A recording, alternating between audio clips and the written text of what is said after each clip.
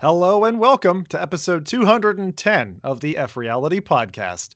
Here we are, our second cast with the second edition crew, and temperatures have been dropping, so I'd say there's plenty of snow shoveling ahead of us.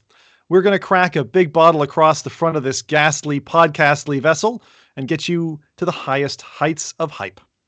Running through the graveyard today, we will be reading these names off the cobwebbed headstones. VR in mainstream media? Become one with your distractions. Meta goes to trial, and hot diggity, it's about time. Kinect jabs a few stakes in VR's future. Quest Pro gets nerds aroused and unruly.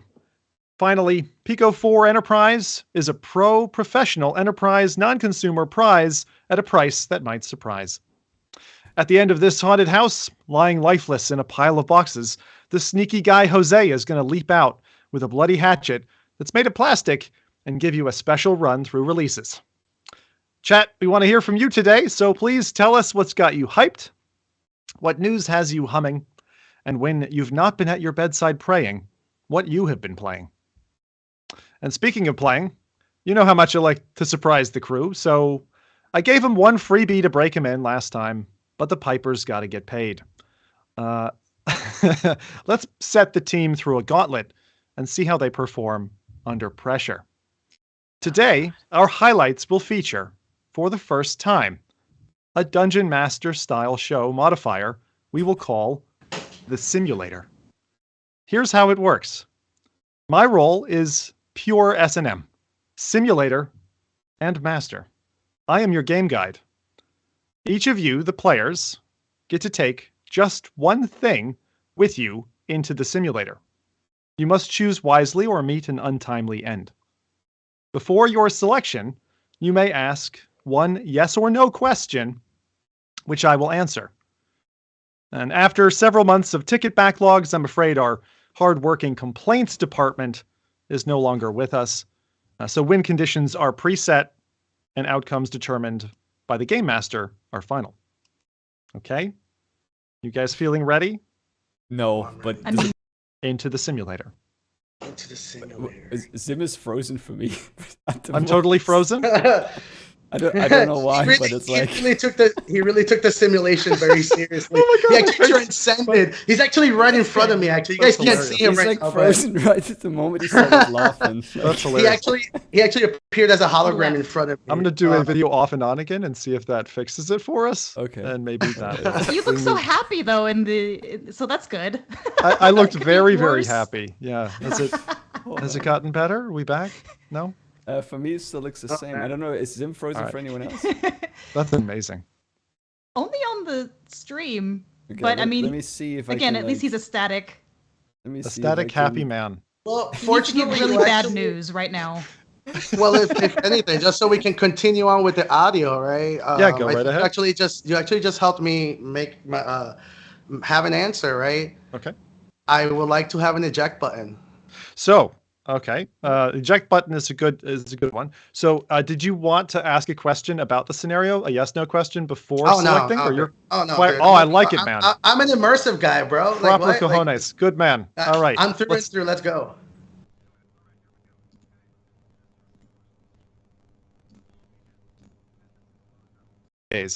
Everyone's at home chomping down on bags of noisy food, and you reckon it's a good time to take a trip to the Louisiana Bayou.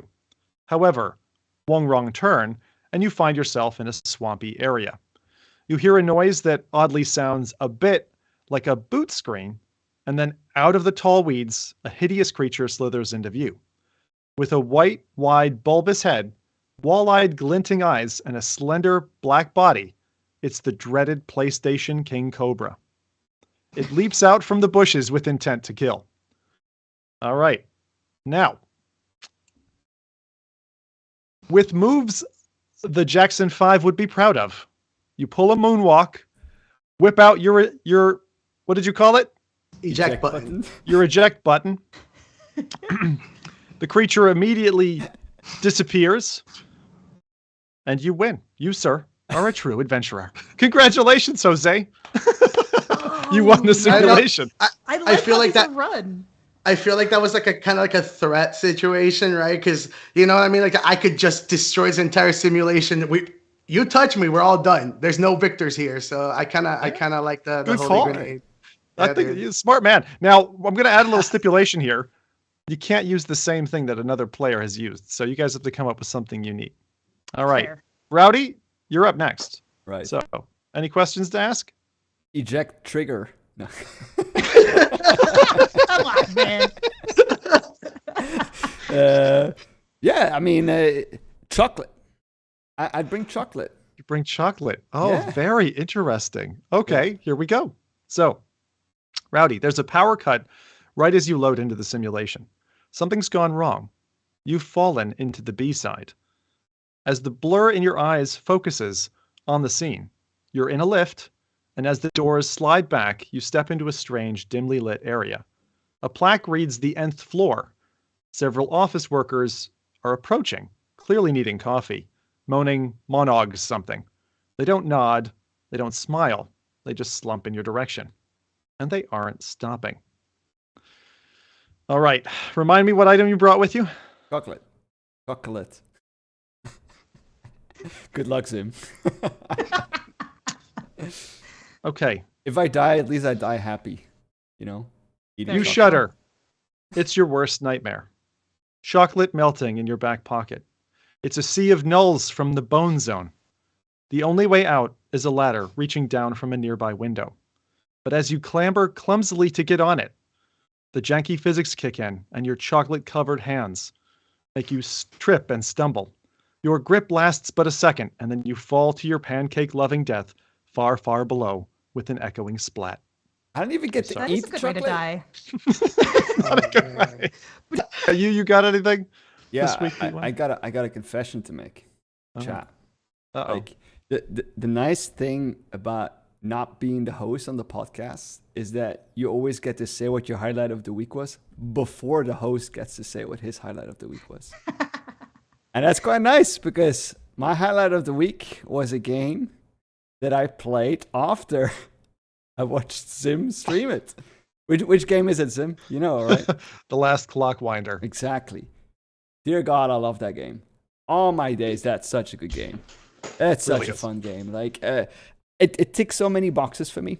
I mean, like, first of all, I like plants. As many of you guys know, like, I love plants, especially vegetables, fruits, herbs, all of these things that I can grow. I love that stuff. This game has plants. You need to grow plants. You need to harvest plants. Love that stuff. Even games like that I like Stardew Valley. Love that Yeah. game. Played a lot. You know, like those kind of things, like they really tick a lot of boxes. But in my other life, you know, my more serious life, I do a lot of programming. And one thing about programming is you want automation, right? Automate the boring stuff so that you don't have to do it, or you only have to do it once, and then, you know, the program runs itself, and, you know, you get profit, or you get, you know, your work done fast or whatever. This game has that as well. It's programming. Man. That's what you're doing. You're automating the bots in order to harvest stuff. Nerd. Exactly. I am the satisfying. biggest nerds ever. But anyway, this game really, really ticked those boxes well. I really like that, you know. And then the cool thing is, you know, you set up your little programs, like your bots that loop around and like keep on like doing the same kind of actions. I think the programming of it is really, really neat because it's just like a button press. You do the action, you stop the button press. Really, really nice. You know, you can make a lot of clones, and the puzzles are kind of interesting as well. And they get that, like, you know, you have different tiers that you have. You know, Tiers of success, right? Tiers so you of can success. Yeah. So I cannot leave a puzzle without, like, you know, reaching the maximum tier every time. So I've been like trying to max them all out. Like, and the programs are getting like slightly more complex each time, which I think is a really cool way of doing it as well. So yeah, I am really enjoying that game. And there's a story with it. That's the other thing. Like, and that's the other thing. Yeah, the story is interesting enough for me to keep on going with it. And it's not corny, the story. Yeah, but it's not story led either. I think it's not. Like you're not playing the game for the story. You're playing it really for. This is so weird. It's so weird. Backdrop. We got Rowdy playing a puzzle game and enjoying himself. Yeah, that does not make any sense. That does not make any sense. And you've got me playing a puzzle game and not just a puzzle game, a cloning game. I generally don't like VR cloning games where you're like, okay, I'm going to be person 1 and then person 2 and then person 16. And like, I've seen it done so many times. There's been demos, there's been full games of it. No one's gotten it right, in my opinion, until now. And this is like, it's giving me that kind of feeling of like intrigue that when I first played Subnautica, I got, because there's quite a bit of like nature involved in the whole veneer of the game, the wrapper of the game. I'm so glad this is your highlight. It's great because it's just great. It's been a long time since I've been this excited about a VR game. Really, like, and I mean that. Like this, even though this game is like I get for a lot of people this will not be a great game. You know, I'm pretty sure a lot of people are like, oh, you know, this is not my kind of thing. It's too cumbersome. You know, it's too. I get that. I get that. But for me, this takes a lot of boxes, and it's different. It's not a wave shooter. It's not a first-person shooter. It's not something VR to be VR. It's an interesting concept that I think, again, works only in VR. And I think that's great. Because they use those mechanics, you know, like, you know, the only way you can really do that is by actually performing the movements. They play with that really well. You become a part of that environment. And the cool thing is that those programs, they keep on running. So in the background. So if you go to a different kind of world or a different kind of room, that program keeps on performing and you get like profit from that program that you can then use to unlock more rooms. It's got like a cookie clicker style. I was gonna say it really does. And the tier progression reminds me of like, now this is dating me, but Choo Choo Rocket, like back in the day where you could beat a level or beat it better. And yeah, I don't know. It's got a lot of winning formulas all baked into one. I think if you slept on it, like I honestly did, and obviously Rowdy did as well, but now we both discovered it and we're having fun in the toy box. Try it. Yeah, I would definitely recommend. That's a fantastic recommendation, Rowdy. Yeah. All right, on to cast number 3, who's holding down our socials at the moment. Adam. All right, here we go. Limber, ready? I'm ready. I've been born ready for this. She needs to pick. I didn't know what was happening before, And that's a good point. I got a chocolate That's a good point. Death. Thank you. There's a lot going on. There's a lot going on in this podcast. We're going to go easy on you. So you have the option of a question if you'd like. Again, a yes/no question you can ask me to help get the parameters in order and figure out what you want to bring with you. I think I too am just going to brave skipping the question. I'm just going to give you my object. All right, go for it. I think I'm going to have fun with this one because I also want to make it difficult for you as revenge for putting this upon us. So I'm going to say a whoopee cushion. Okay, good luck. A whoopee cushion. All right. Cushion, yes. Sounds good. All right, well, here we go. Ladies go last. Ain't that the typical simulation coded by a team of men? It's years from now. You're on your way to an FReality reunion and can't be late. I mean, they ordered a cake with your face on it. This is an old simulation. You can feel it in the air. But then you look down in shock at nothing. This was before they invented legs. Uh-oh. Not a good look for you. Using gorilla tag locomotion and being unfit to hail a cab in that sweaty, exhausted state, you arrive 3 hours late with a whoopee cushion in hand. The party is already dying down. There's no cake. You're snubbed by Nathy at the door. Rowdy won't even spare you a glance across the sea of his teenage Brazilian fangirls. And then the antagonist bursts from the kitchen. Here's Mike, and he's pissed. He takes one hard look at you from his overgrown, cake-encrusted beard and says, "Sus," before slamming his puffy fist on the ejector button. An airlock opens, and then there's no more Adam. There you go. I just walked in with a whoopee cushion. I didn't get to use it. No. What I think is what happened is that Adam threw the whoopee cushion just as Mike tried to press the eject button, and it landed right between his fist and the button. Oh.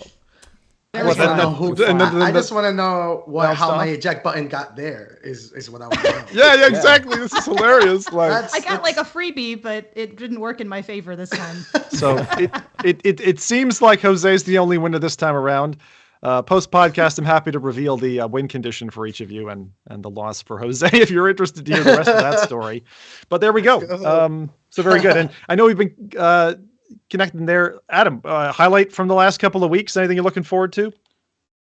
Yeah, I actually experimented with streaming VR with TikTok Live Studio, which is kind of like TikTok's version of OBS. That was interesting, and it's nice because instead of having to like use your phone because I see what a lot of VR streamers do is they'll use the phone to kind of capture the real body them, but then guide them to Twitch to actually see the nicer view, like the game capture and stuff. So what this did was I was able to actually put in my headset view and my camera view in one. So, if you're scrolling TikTok, because you don't see many people do it yet, because you need either a stream key, which is randomly given, or access to the studio, which is also randomly given.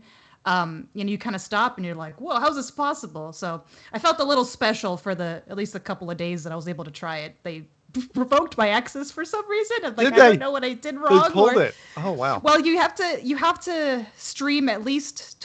First you have to have community guidelines. Like, I don't think I broke any rules or got banned or anything, but you have to also stream at least 25 minutes for at least one day within the first 7 days, which I did. So maybe I just did too close to the cutoff time, because then that's supposed to refresh it and give you access for like another 180 days. But so I don't know what happened. They said I could reapply in 3 days. I'm like, maybe I just said the F word too many times. I don't know. Who knows? But it was really cool to try something different, and I've never streamed in the vertical format before, so that was also interesting to try to figure out a layout that would be aesthetically pleasing to viewers on a phone. And what were you showing off? What were you doing for TikTok Live and in a massive sea of an audience? I was just messing around in Bone Lab, and to be honest, I was worried because most of TikTok I feel like is our kids, but luckily maybe I got lucky this time. I don't know. It was a pretty tame chat. I mean, there was one person spamming like, go to my page, and other people that were like, what game is this? Because like you get asked that and everything ever. But most people were actually interested behind the how. Like, how did you get your game capture on a TikTok stream, or how were you reading chat? So like those were kind of nice because I got to be able to answer some of those questions. Which live TikTok Live Studio. Or just TikTok Studio. But you can technically record from it too, but I mean, like, why? Nice. Does the broadcast stay around, or does it die off? Like, you don't, like, can someone watch it back later like a TikTok video? No, but you can download it. So I still remember being on Twitch in the early days, and at some point they were like, yeah, guys, we're going to delete everything but the last 2 weeks of your stuff, so download it in the next week. And I was like, I've got 3 years of data on there. I don't have time, and you guys don't have bandwidth to feed it to me.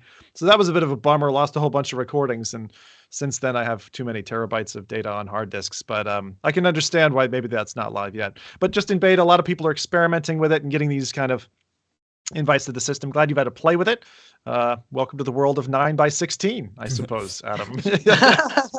Very interesting, but I think it's kind of almost a pivotal point to be in live streaming and gaming right now, because no one else is really doing it. So it's kind of like if you were doing Justin TV before it came Twitch. I feel like now is the time if you want to have those high, because people aren't used to, like on Twitch now, you're used to seeing people have all kinds of fancy setups. So you see something and you're like, yeah, but on TikTok, because it's so new, I feel like if you do want to get into gaming live streaming, like now's the time to kind of get in before it becomes common. You know what I mean? Right. Agree. And the technology is so accessible too.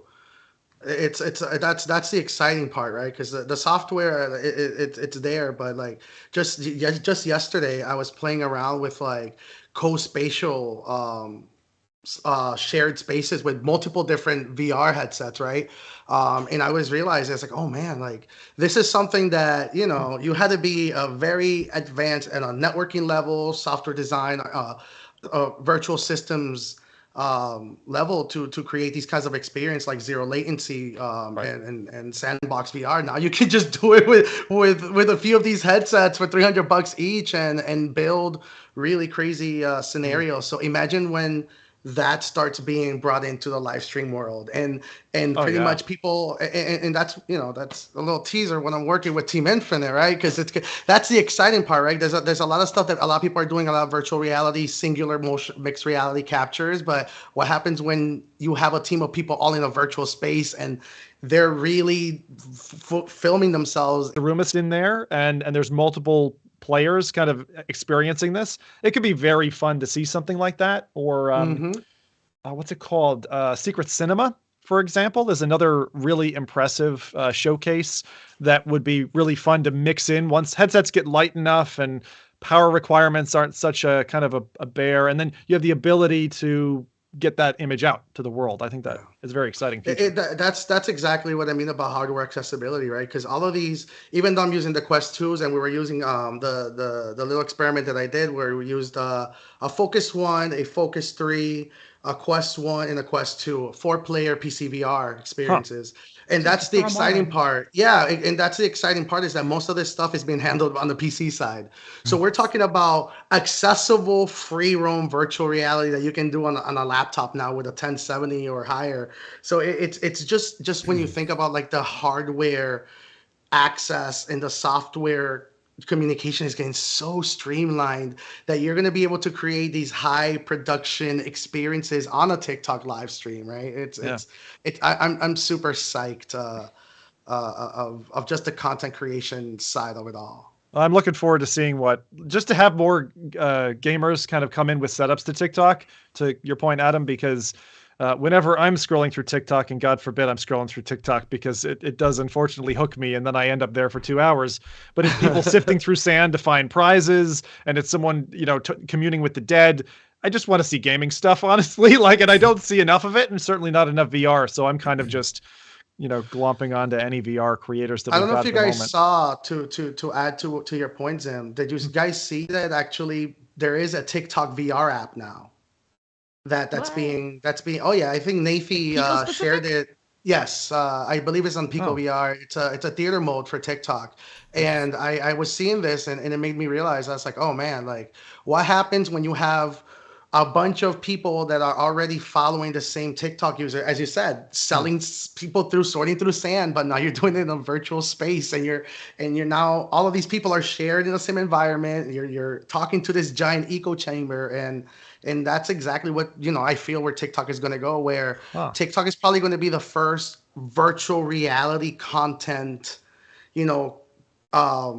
platform, really. I think. Platform. To consumption platform. There was a company a few years ago who came and went, who were trying to get, for example, Twitch integration where the audience would be there with you. So, for example, Surgeon Simulator, bodies on the table, your audience is like there in the environment with you, watching it in full volumetric space. I still can't wait for a large player to do that, and if ByteDance want to be the first ones to do Live. it, that's TikTok really Live. Cool. If you look at the TikTok lives, you can.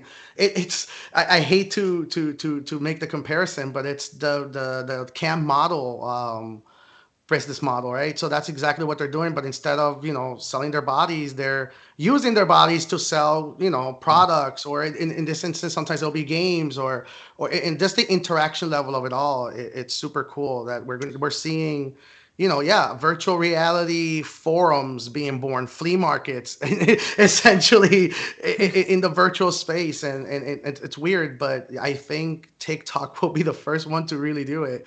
Imagine if you can just buy. It's there. I mean, they're already doing it. It's when you think about it, if you just remove the screen, this with the content that they're watching and talking about the content in real time. I think TikTok, my concern with TikTok, having kind of been hot and cold on it for some time, I'm excited where it's going. I'm glad it's a growing platform, but I do find of content creation, it's like the rat pellets of content platforms. And unfortunately, I will not be surprised if even 5 years from now, some study comes out and says, this is changing the pathing of like how you think and how you interact with content. Oh, yes. It's the same as YouTube Shorts. Like I generally am trying to keep myself away from those because I don't like how it incents me to behave almost in a non-cognitive way. Like it's hooking something that is below my conscious thought, and then all of a sudden, like 40 minutes are gone. It's weird. So you just ticked my nerd bone, and that's exactly a lot of people, because I am of the believer of the complete opposite of that, right? Because that's micro bursting information, right? I feel what's happening is that we're entering the era where people are calling it the ADHD generation because they think that 30 seconds of video, but in reality, I like to call this the maximize time generation, right? Where kids are actually telling you a lot of information within 30 seconds. And for us that we're kind of like adapt to reading a 400-page book or watching like a 10-hour video, we're not used to that. But these people are now giving it's a new language. It's memes. When you think about it, memes are essentially a way to communicate, right? So this is just a transition about it. And sure, it's scary because it's new, but I love the idea that eventually we'll be able to just have insane conversations within 2 seconds or 3 second videos. It's hard to comprehend. I know where that's going, and I know when it comes to neural link type technologies, you're able to connect directly to the internet and be no longer a single channel of feed. Tap me in. Yeah, it's gonna be weird. Go watch the movie Limitless if you're interested in that. Rowdy's like, no, definitely no. Come on, bro. Yeah. We're already there. Think about it. We're interact with technology. Our phones know where we're at. Telling you, it's a bad idea. It's just evolution. It's evolution. It's going to be a real interesting change. That's for sure. So I want to know, I know the audience, my lord, it's taken me a long while to get back to you. Adam and Rowdy, what have these fine folks been saying? Any questions, anything up in Let chat? me scroll all the way up to where I asked the question what people have been playing the last week. So I saw Alex VR saying After the Fall. So that is apparently still around. And also, he has been playing together with Paradise Decay, and they've been going at Techno Vinegar in VR chat as well. I don't know. Sounds kind of delicious. Sounds like a metal band. Sounds delicious or a metal band. Someone didn't eat before the podcast. And then Parasite T82 Green has been doing some Red Matter 2, and he has apparently a few issues with the turrets in the game. What game was that? Red Matter 2. Oh, Red Matter. Oh, yeah, right. Yeah, those turrets. Fun. I remember that section. And then maybe a final one was Hussein, who played Karnage Chronicles, and also some ATF, Echo Arena, and Echo Combat. Karnage Chronicles is such an underrated game, like especially because there's not a lot of good like co-op PvE VR games out there, and that one is so fun. And I feel like combat feels really good. So I love that one. That's a great. Not that the other ones weren't great shoutouts, but I particularly like the underdogs. I also love Karnage. If you're looking for like a PvE co-op. And it's not terribly easy either. It's got some challenge, like the enemies are standing up high with an arrow, with a bow and arrow trying to pick you off from a distance. They do dodge very well too, like especially if you're like an archer like me and you're like, cool, I got the great shot, and they're like, no, and I'm like, dear, just hold still. Why is the AI so good? maybe a remedy from anyone who's been playing too much Bone Lab and they're kind of deadhead AI and they get sick of that because gotta be honest, that's the weak point of that game. Right, very good. Well, I'll just thank you, chat, for interacting with us, and so that's moving along, and that was kind of for me a big pat on my back just to even find the person who did the intro for the first one, which we loved. We got our eyes set on a new but different one, so looking forward to getting that sorted. This podcast runs every 2 weeks, so I wanted to remind everybody, don't miss one, or it's a whole month in the boredom bin for my fiendish little witches and warlocks out there. And I think that's enough playing in the sand. So it's time for the morning newspaper. So let's get on with a bit of a newsreel. Okay. Now, I am on quite the roll here, always starting off with bad news. So here's another one. This is a test, the infamous podcast of Tested, one of theirs, but I think probably their most infamous, has come to an end after 12 years on episode 668. The hosts covered a wide array of topics in a geek chat, including the VR Minute, that has been a staple listen spanning more than a decade. I simply couldn't believe the news. I kind of poke in and out from it, but I've been watching that since, I think, university days. So it's been a long time. And I wanted to take a moment and thank Norm, Jeremy, and Kishore for their years of insights and opinions.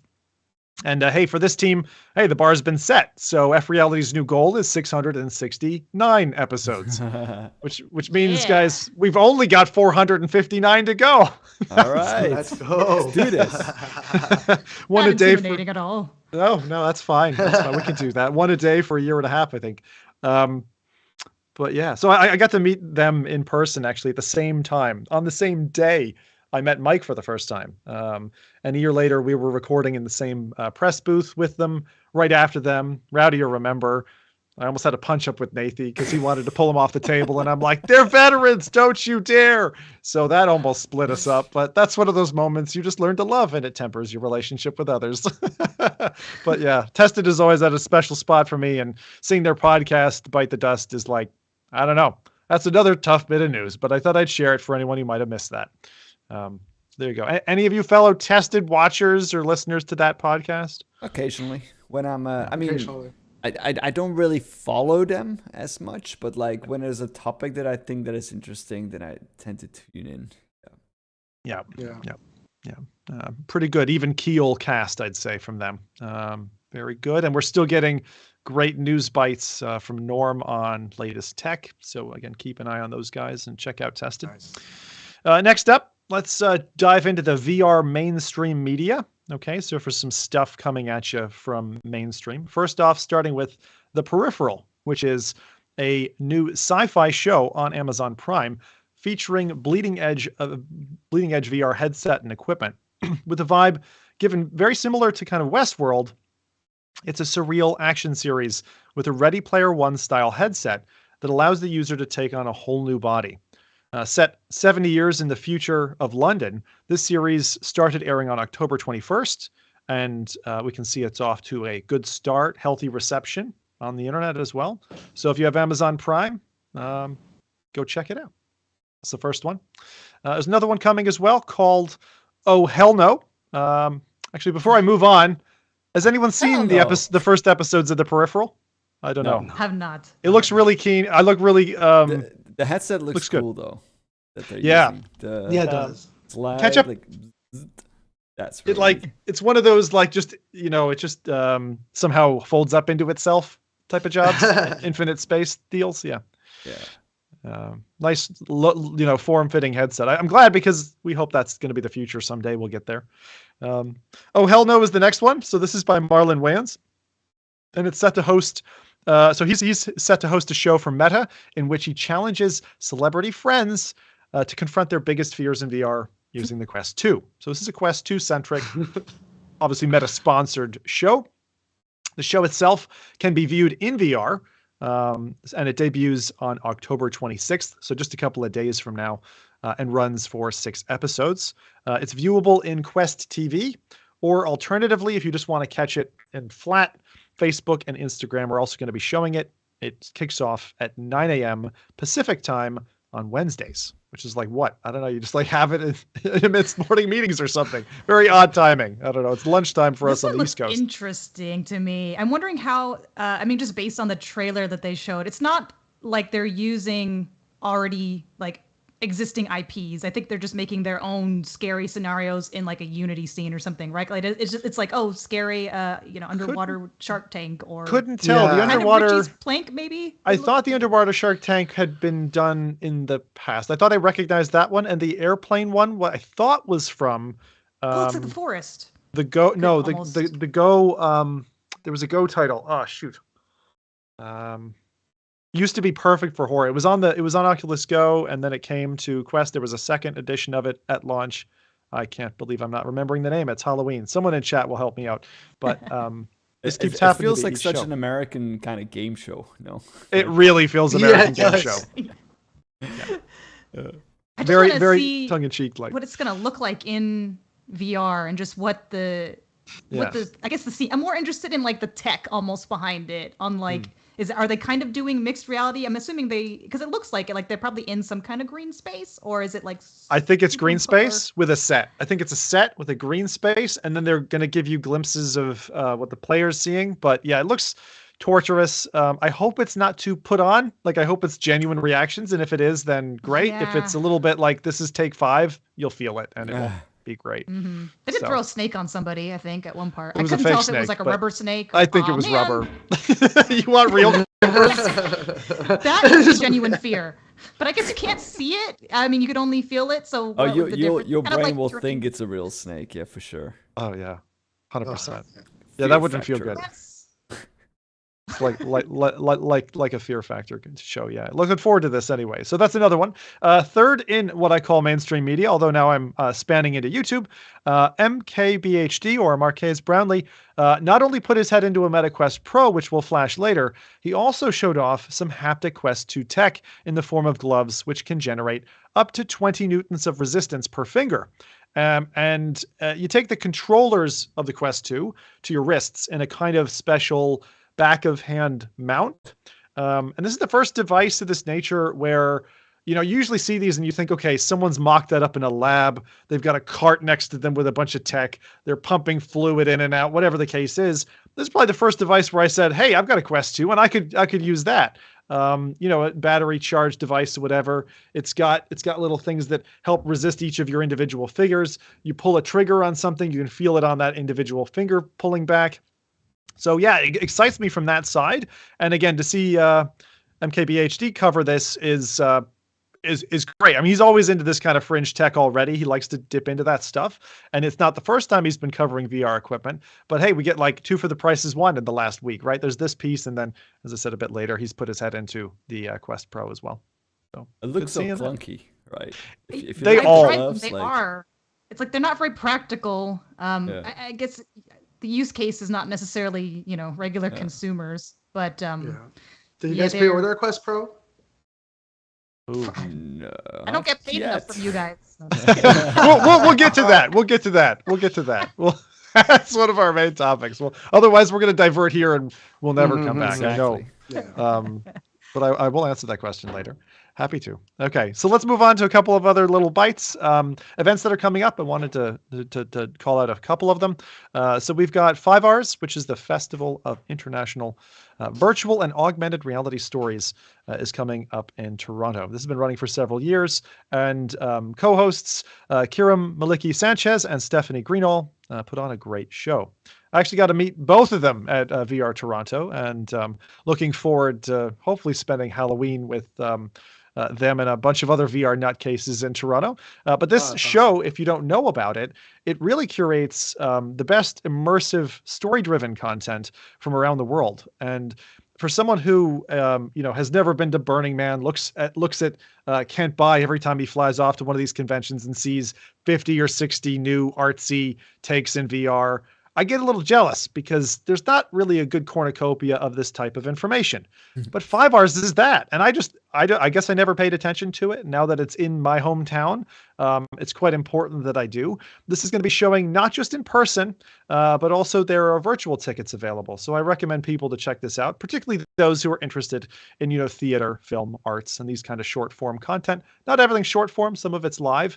And this is showing from October 28th all the way through to November 16th. So catch that. And if you happen to be in Toronto or can catch a quick plane up, then tickets are available. There you go. Nice. So that's Fivars. Next, we've got a new a new VR convention that's popping up. New Reality, which is a VR convention in Utah, will be running from November 3rd to the 5th, backed by the people of Val VR. Now, we've had them on as a sponsor in previous episodes, so thought we'd give them a shout out as well.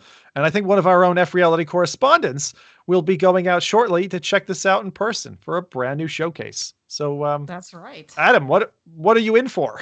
What are you in for? Gosh, it's interesting because this is going to be at a Dave & Buster's, which I don't know if that's like an American only chain. I think so. I wish we had them in Europe. I think so. Yeah. What? It's kind Dave of like Buster? Who's Dave Dave and Buster's. Dave getting Dave busted. and Buster. Okay. It's kind of like an adult Chuck E. Cheese. I don't know if that's also going to make sense to it doesn't, European friends. But it's kind of like it's like a giant arcade, but it's not like a barcade. They do have a bar there, but there's also like a restaurant inside, so it's significantly large. You'll usually find these like Dave and Buster's at shopping malls.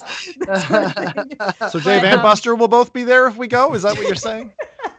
I don't know. So. The Dave and the Buster will be there, but we'll see. I don't know. So I'm excited for this because they actually have some pretty big names coming, both from on the creator side and on the game developer side. So from the game developer side, they're going to have exhibitions and demos from like Among Us VR, Saints and Sinners Retribution, After the Fall, Population 1, Knock, Monkey See, Monkey Doo Doo. it's gonna be there apparently. That's the Gorilla Tag poo flinging Of equivalent, course, isn't it? it has to Yeah. be. Like, It'd be funny if he was like, yeah, I'm the new member of Test It. You know, I'm going to be continuing. Monkey CC doo-doo. I don't know where we're going. I'm a 5-year-old, but yeah, Walkabout Mini Golf Zine. It's a lot of really big, game studios will be there. And also, so on the creator side, we're gonna have Mike, Soul Fox, Cass and Sherry, Otterworldly. So this is gonna be interesting because it's the first of its kind. I don't know how. I mean, Dave & Buster's is a pretty big location, but I don't know how that's going to work as far as like venue space where everyone's going to set up exhibitors and all that, because it's kind of like an arcade inside, like, are they going to, I think they have event rooms maybe like that you can rent off. That's what I heard. Off to the public, but they have party rooms, so they have like the larger rooms. Yeah, so it's cool what they're doing. I love the idea of a family entertainment center to kind of be like, hey, let's try to bring in this community. I love it. I think it's super dope. I want to see how it unfolds and see, because I behind the scenes I've had some conversations with Dave & Buster's, and I know they've been kind of like thinking about this for a long time. So the fact that they're starting to execute on it, it's super cool. It's super cool to see. No, that's great. I mean, I went to a Dave & Buster's once with I think it was a Jurassic Park VR experience when we were out in California, where you're in like a buggy and the whole share is shaking. So it's arguably 4D, I guess, as an experience, right? Because you've got like the shaky chair and some, I don't know, mist or something sprayed on you. I don't remember if that was that or I'm just blending memories. But Dave & Buster's is interesting. But like family, like what did you call it? A family park? entertainment? That's what they're called. Yeah, family entertainment center. What's up? Family entertainment center. So I would say, Rowdy, Europeans don't have enough fun, right? We don't have Chuck E. Cheese over. There's no. I'm trying to think if there's an equivalent. There was in the UK. What was it called? It's like Peter Piper's Pizza. Chuck E. Cheese has like so many properties. That they. But yeah, 7-Eleven Entertainment World. Five Nights at Freddy's barcade in the day. It's not a barcade. Right? It's bigger. It's almost like an event space that has arcade games in it all over, plus a bar, plus its own restaurant. So it's like big. Right. I think that like form factor is going to work. It's not an amusement park. It's more like it's a bar and an arcade fused together. It's a family entertainment center. It's you go to have entertainment there as a family. So if you want to have a drink, but there's a 2-drink minimum, right? And they only do signature like 3% alcohol drinks and a beer. So it's not really a bar per se. They try to make it seem like a bar, but they're operating as a theme park indoors. So that's what the FEC term comes from. That's kind of like what I do for a living. I execute that. So it's a lot of logistical stuff, but that's what they kind of like to operate under the term FEC. Sports bar for nerds. Yeah. So. Sports bars for nerds. It truly is, but you can bring your kid in, right? Because usually a sports bar, it's usually tailored around the drinking experience. Where as long as the kid also has 2 drinks, then he can come in. The best, actually, it's an all ages casino, and that's another good way to put it. But I don't think Europe has them. I mean, I would love it if our chatters from Europe would comment on this, but I don't think they have an equivalent. It's a very kind of American style offering, There's a few. There's a few. I'll definitely, and that's the exciting part, right? Like we've been talking about it behind the scenes for FReality, right? But we'll definitely have an episode where we focus on that side of the VR industry, and we'll showcase it like in a few weeks. Actually, there's a big event happening that's going to like showcase a bunch of these industries and businesses, and we'll funnel it through to the viewers. Sounds good. Nice. That's great. Look forward to tapping your knowledge on that space, Jose. All right. Next up, we've got Meta goes to trial. So Meta released Try Before You Buy, and games like Ultra Wings 2 are now able to have timed trials. This is a great idea. I'll just fill you in on the details here. So timed trials allow 15 to 30 minutes game time and are limited to being used 30 days from redeeming the trial. So quite different from what we had with baked demos. Players get a reminder message 5 minutes before the trial period ends. So again, if you have a 30-minute trial at minute 25, you'll get a pop-up that reminds you got 5 minutes left. And if you purchase the game, progress and achievements will remain intact, so you can keep on playing. I love that feature. Also, for developers, think about it from their side. There's no need to code a standalone demo or keep that demo in sync with your current product. So there's a great design here. Make one product, time gate it for people who are interested. Now, one thing just to note, this is limited scope. This is the main store only on Quest. There's no PC VR support at the moment, and there's no App Lab support. So you have to be main store on Quest. Right. Also, in addition to this, we also got similar news in that MetaQuest now have gift cards available across US retailers, including Best Buy and GameStop. Yeah, it's been bloody years. You could at least gift someone a game for the last couple of years, but trying to buy someone credit so they can spend it on their headset, you've not had that option, right? You have to buy prepaid cards and say, please use on, hey, don't use it on something else, kiddo. Don't buy yourself alcohol. You're underage. Please use it to buy Pop One skins instead. That'll make Rowdy happy. So yeah, there you go. That's it. What do you guys think about this try before you buy scheme? I don't know if I've heard it about another platform. You guys like it? Interesting. I feel like again, this is just me making assumptions, but because sometimes VR experiences can be so short, this might encourage hopefully more game developers to make longer form games so that you don't finish the game within the 30 minutes. That wouldn't be good. The issue I do have with it is that sometimes, I think 25 minutes might sometimes be a bit too short for you to learn to appreciate a game. Like, for example, if it's a longer format, like, for example, let's say Fallout, right? Like where you start in the, what's it called? Like the bunker. Yeah. Right? Yeah, you start in that. The vault. The vault, yeah. Right. Good at it. Like, I don't know if you'll get a good impression of the game within that first 25 minutes, because it's more like tutorial. It's more like, like getting hands-on with it. And then afterwards, like when the game opens up, then you'll get to appreciate. It's nitpicking what I'm doing now. But on the flip side, an issue. I think it allows. I think that 25. This the crazier opposite take is. I think it's the right amount of time, because that's the goal is not to make an assessment of the game itself. It's an assessment on the mechanics. If you can handle the locomotion that the game is doing, if you play like 3 minutes of Bone Lab, you know what the physics are going to kind of look like. So you immediately know if you're going to hate or like this game, and that's enough to say, hey, this game might not be more advanced for me. If anything, it's gonna encourage, and this is actually a conversation I had on Twitter with the CEO of Cloudhead, and it was regarding the rating systems for comfort levels for virtual reality games, right? And he was saying and to encourage developers, and I said, to be quite honest, it shouldn't be on the developers to say this is what comfort looks like.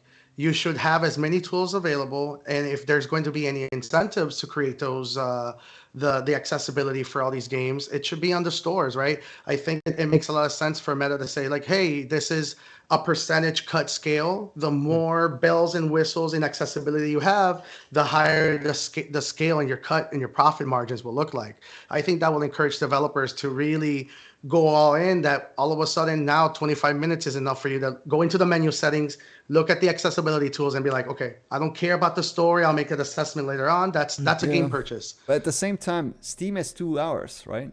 Steam has 2 hours before that's you can for actually refunds. That refund program is still there. So this is not replacing their existing refund program. Okay. It's not very well advertised. And this is one of the things that this is nice. There's going to be a separate part of the store with this kind of opt-in section for developers. So just to clarify, if you're a dev, you don't have to opt in for this. You don't have to do it, right? You have to enable it. You have 2 options, 2 settings, 15-minute length or 30 minutes. And the player, when they're playing, 5 minutes before the end of their time, gets that pop-up message, that warning. I would still like to see and I thought they had something implemented as well, like a demo option where you actually have like a fixed level or like something that you can play. Because there are some games that have demos, right? It's not that it's disabled, it's permitted, but I from my understanding, unless it's curation on the store, that demo program hasn't been very successful because developers haven't been putting demos out because, again, it's a separate resource thing time. they have to build, and they would rather spend that time. So that's why I like what this is saying. And I have to agree with Jose here. I think it's enough to get your feet wet. And it's kind of another step into, remember those ads that you can now see in Quest where it's not just a flat video. It's like this almost like a diorama of pieces coming out from the store page to make you feel like you're a little bit more immersed in what that environment might feel like. Like when we get to the point where, like what Stadia was trying to do originally, you can just kind of fall into the store page and play the game for 15 minutes or 30 minutes and come right back out of it again without having to exchange payment details. It'll just be so streamlined. So I see Meta making steps in that direction. And that to me is kind of exciting because I think that's a future that will benefit the devs and will benefit players. But you're right. It's And not for every also- game, right? If I played yeah. Townscaper the other day, or you were saying about that, Rowdy, God, that game is a 5-minute game for me. Like 5 minutes and I'm never playing it again. Like that's honestly how I felt about that one. But like certain games are going to be so short, so bite size, that this is not going to be for them. And equally, God, if you put anyone into, for example, Medal of Honor, download 45 gigabytes of data, play for 30 minutes of tutorial, you'd refund it immediately, right? So it's not going to fit all sorts. And also to your note, Rowdy, when it comes to PC VR, the 2-hour Steam VR the Steam window for purchases, PCs have multiple different environments, different hardware variables, a lot of preloaded software that you sometimes have to install before the game launches. For example, the new Batman game just came out. Gotham Knights. Steam VR launched the prerequisites, installed the game. I launched the game. I did the actual, like the prologue. The game crashed. Went into the forums. There was some dependencies that Steam VR didn't install that I had to install on the side. So installed it. I had a good gaming session with it. Now, with a Quest 2, you don't have that. It's the same environment, it's the same hardware. So it's, that the 30 minutes that you're going to launch that game are going to look the same consistently across the board on every single headset. So you do get a really strong view of what the mechanics look like, what the menu looks like. Fair point. You have enough. I think that's the goal here. I think that's enough to. That's true, but at the same time, the complexity of those games is far bigger compared to what we currently have on the Quest as well. There's much more room for error on a PC title. Like, I mean, look at any big PC title that has released in the past like 5 or 6 years. Like Cyberpunk maybe leading the pack with No Man's Sky. Like those kind of games, they launch terribly. But I think that you cannot get a solid experience, even if those games would run smoothly or perfectly in the first 25 minutes. So I agree with you at this point. Maybe that is okay, with the shorter experiences that we have. I just hope that it doesn't detract people from making those longer form of contents of, like, for example, at the level of No Man's Sky, at the level of Cyberpunk, and that it's like we need to capture your attention first 25 minutes, and after that it kind of tapers off. It's less important. Like, I'm a little bit scared like of the TikTok that. or YouTube effect. Yes. You just want the hook, and then after that, it's like, okay, just. That's like, a problem.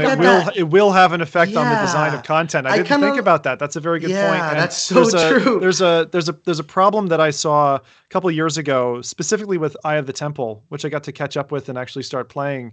And Eye of the Temple released a demo, which unfortunately gave, in my opinion, too much in the demo that people kind of were satisfied with an hour or two's worth of playtime in exploring that demo. And then when the full game came out, they're like, I got it for free.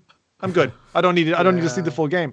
And I think the game did not do as well as it should have as a result. Now, room scale aside, right? Because that's one detractor for people with smaller play areas.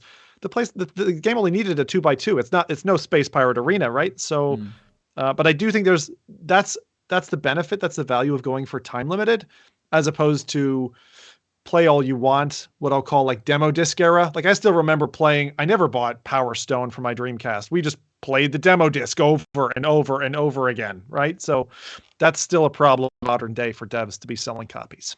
Yep.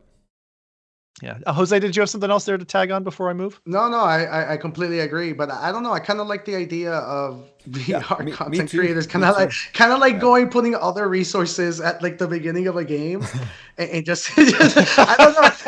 I've been It's thinking like because I black was screen after 30 minutes. Like, yeah, to be like I was thinking about that the other day. Like for those that have played it, like I have, but like the ending of Bone Lab Yep.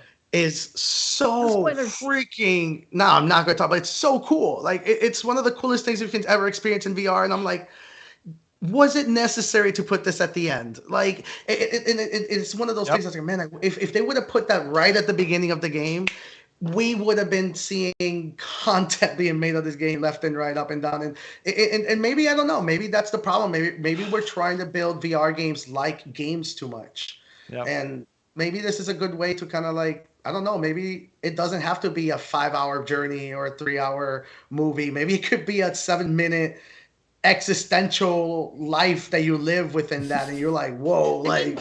That's kind of an interesting point too, because when you think about, okay, content creators, for example, that are going to be covering and reviewing, so they may only play the trial, and then they may not get into the parts that were actually like really cool, and then the reviews will be only based on, the first. And no, not necessarily to discredit anyone, because like there's so many games, and you only have so much time. You can't literally play 5 games a week from start to finish. But that could also be.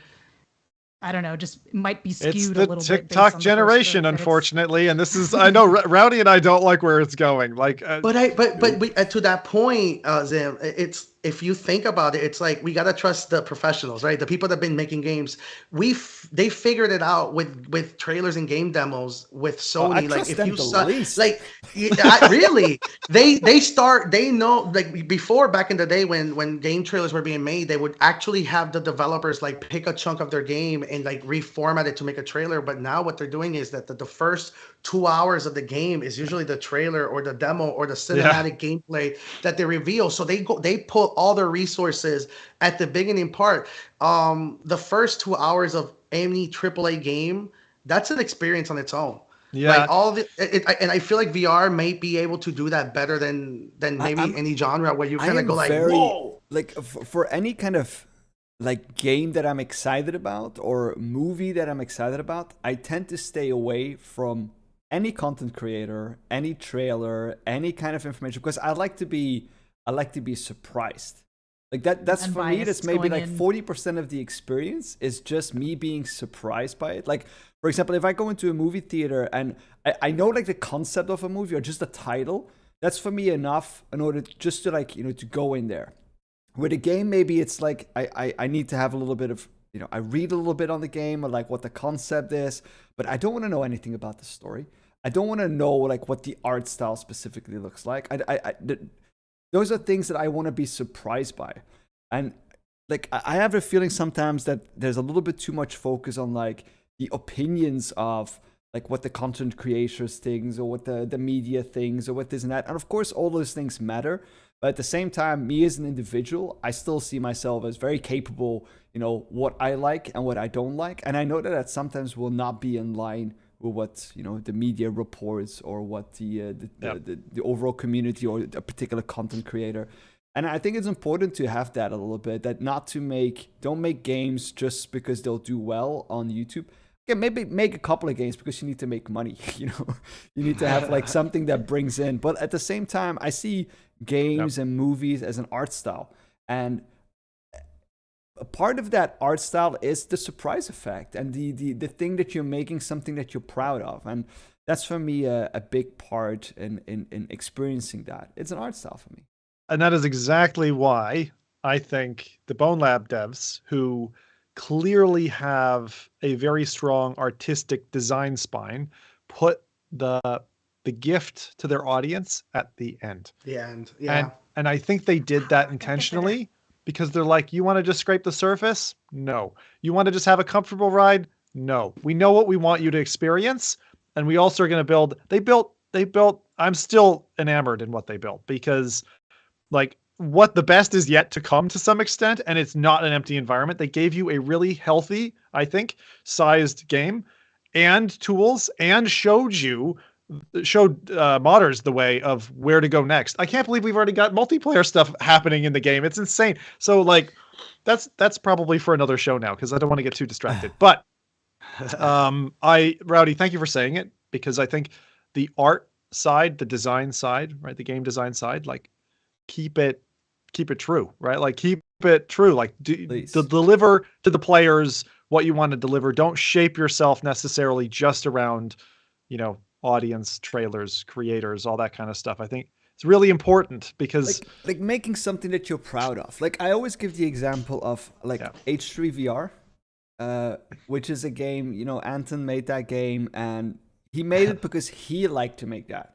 He's still making that game. And he's still making a game. And I love him for that because he does exactly what he wants to do with that game. 100%. And I appreciate that. I really do. And you can hate that game. Beautiful. It's fine. Yeah. It's fine. You can. I just don't like.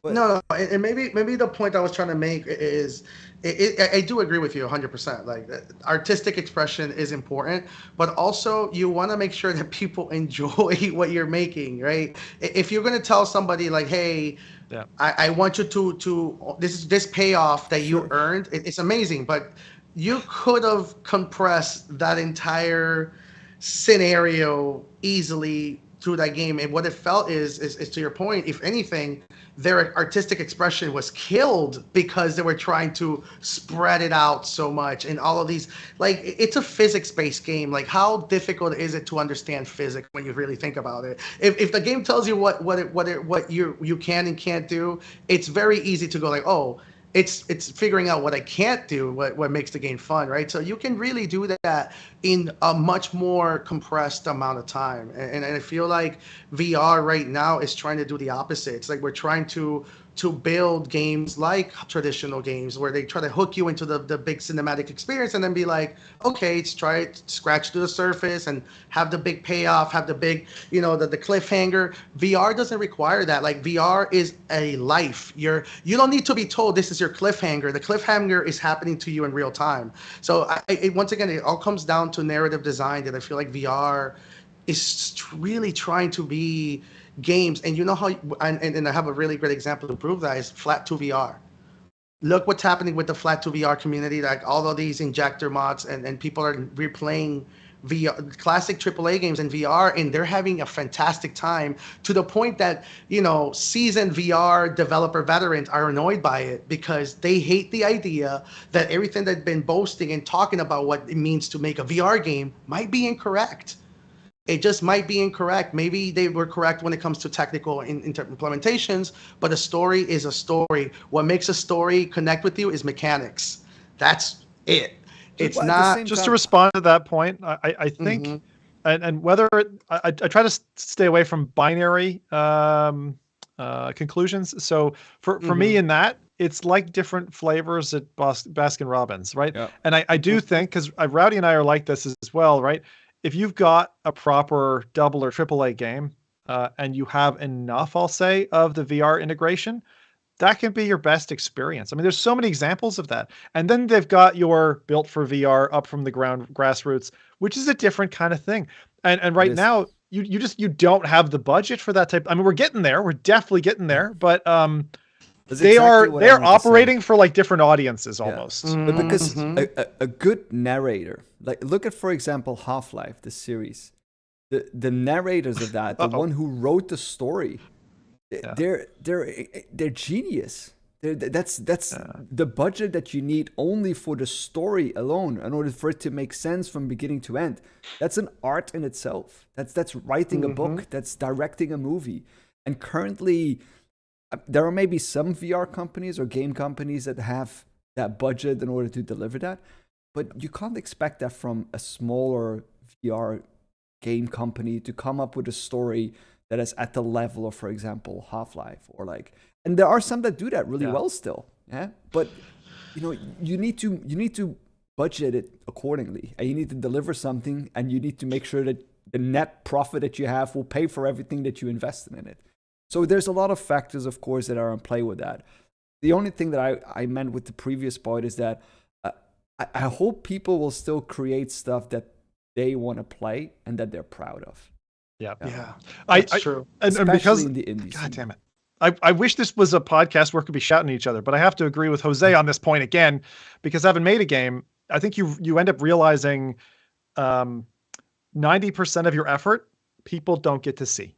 All that gets thrown away. They got to see the first bit, maybe they interacted with it for 10 minutes, but that curve of the attention span or the integration or the people who try it and then decide they opt out, I totally get the point. You've got a window of time that to catch, again, probably 80% of your audience within that first number of minutes, whatever that is. And I'm not talking about the people who would never like your game or your experience, but I get it. You do want to show your best hand to some extent. And it's what you see even in video design, right? So content creators do it and they say, here's what's in the video. Here's the first 15 seconds so you know what's coming. And that gives you kind of enough faith to hold on for the ride. So it's not all just plain Jane the whole way through. And I think we needed some kind of balance there where, creators or developers get a chance to show off, not maybe the best that their game has to offer, but something. And then you're in it. You're kind of, you got the faith built up for the ride, the journey ahead. So. Yeah. But yeah, looking forward to that. That's a new meta thing. Okay, an hour and 10 minutes into the podcast, and we're almost finished with the newsreel. Moving on to the main topic soon. Last one. Props to Nathy for bringing us some quality content actually from behind the scenes. I was talking with him on the side, and in a recent tweet from Yuli Tao, a Stanford PhD student. We saw University of Chicago show off concept work on integrating real-world events into VR. So you take things like noises, smells, accidental touches, they can all come right into the virtual experience with you. Become one with your distractions. Okay. Examples include if a fan gets turned on in the room, then a certain curtain will waft with the wind in the game, right? That's kind of nice. And then what about there's a sudden noise, someone slams a door. Well, you could have an explosion go off and all of a sudden a wall detonates on your left. Or, for example, your roommate turns up the temperature by 5 degrees and in VR, fire engulfs your body in licking flames and you burn alive. So yeah, this is one of 5 many. degrees. Wow. I thought my wife was sensitive to temperature, but damn, But this is the idea. Right? The idea of, okay, so things that can normally pull you out of your immersive experience, instead becoming your headset like automatically reacting and integrating with those things and bringing them into the game. I think it's kind of a nifty idea we haven't seen before.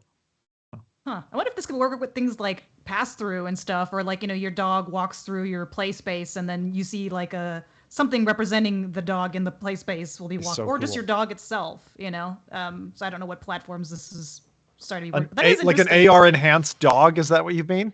Like... I don't know, so it could be either a dog or something if it's in a particular game, something of that IP. But I guess you don't want it to be necessarily an enemy, because you don't want to be smacking your dog, so maybe something more neutral. So maybe it's a bad idea. Maybe that's why I should come up with these things. Honey, every time you walk into my scene, you're going to be a bridge troll, and I'm going to have to hit you with this club. So don't come into my VR space, honey. I warned you. Yeah, that's not... The thing is, it's an interesting concept, but how the heck are they going to integrate this? That's what I'm wondering. Because it's just concept, right? They haven't. It's just a proposal. It's more of a concept, I think. I don't think I think they've got some very basic. It's like university level, so they probably have a microphone picking up some sound, and then some prefixed thing triggering in the experience of the test subject. But yeah, you can imagine, right? Your Quest can very easily sit there. Sure, it's monitoring you and feeding Facebook's headquarters the whole time, so it can be listening to the room, and while it's doing its noise cancellation, maybe it takes that noise and decides to feed you some of it. Or like with the new headset, which we'll get on to speaking about in a bit, with that pass-through camera, like what Adam was saying, right? What if it spots an item or an object, is able to identify it, and then put it in your space? Like, for example, if there's a shelf in a room, right, and you're able to set your drink down. Has you done that where you put something down and there's a VR desk or whatever, and you put it down and it actually stays there and you're like, wow, right? Like it feels extra real for some reason. Yeah. That's a pretty cool feeling. Hybrid tech is a thing that's been around in the location-based space for a while. OptiTrack does it really, really well.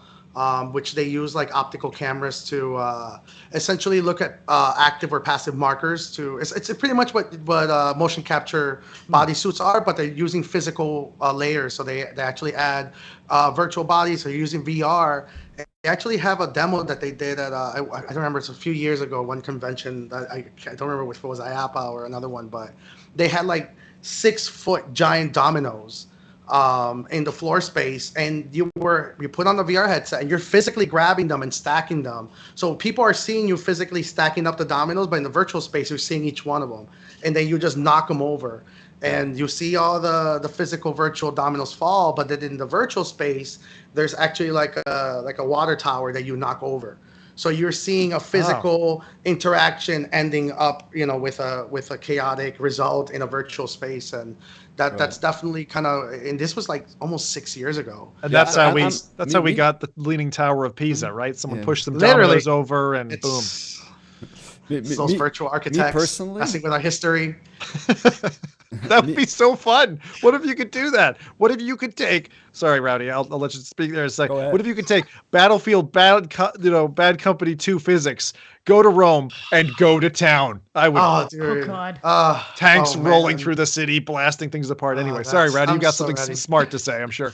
No, I was just saying that I think this. I don't believe in this concept at all.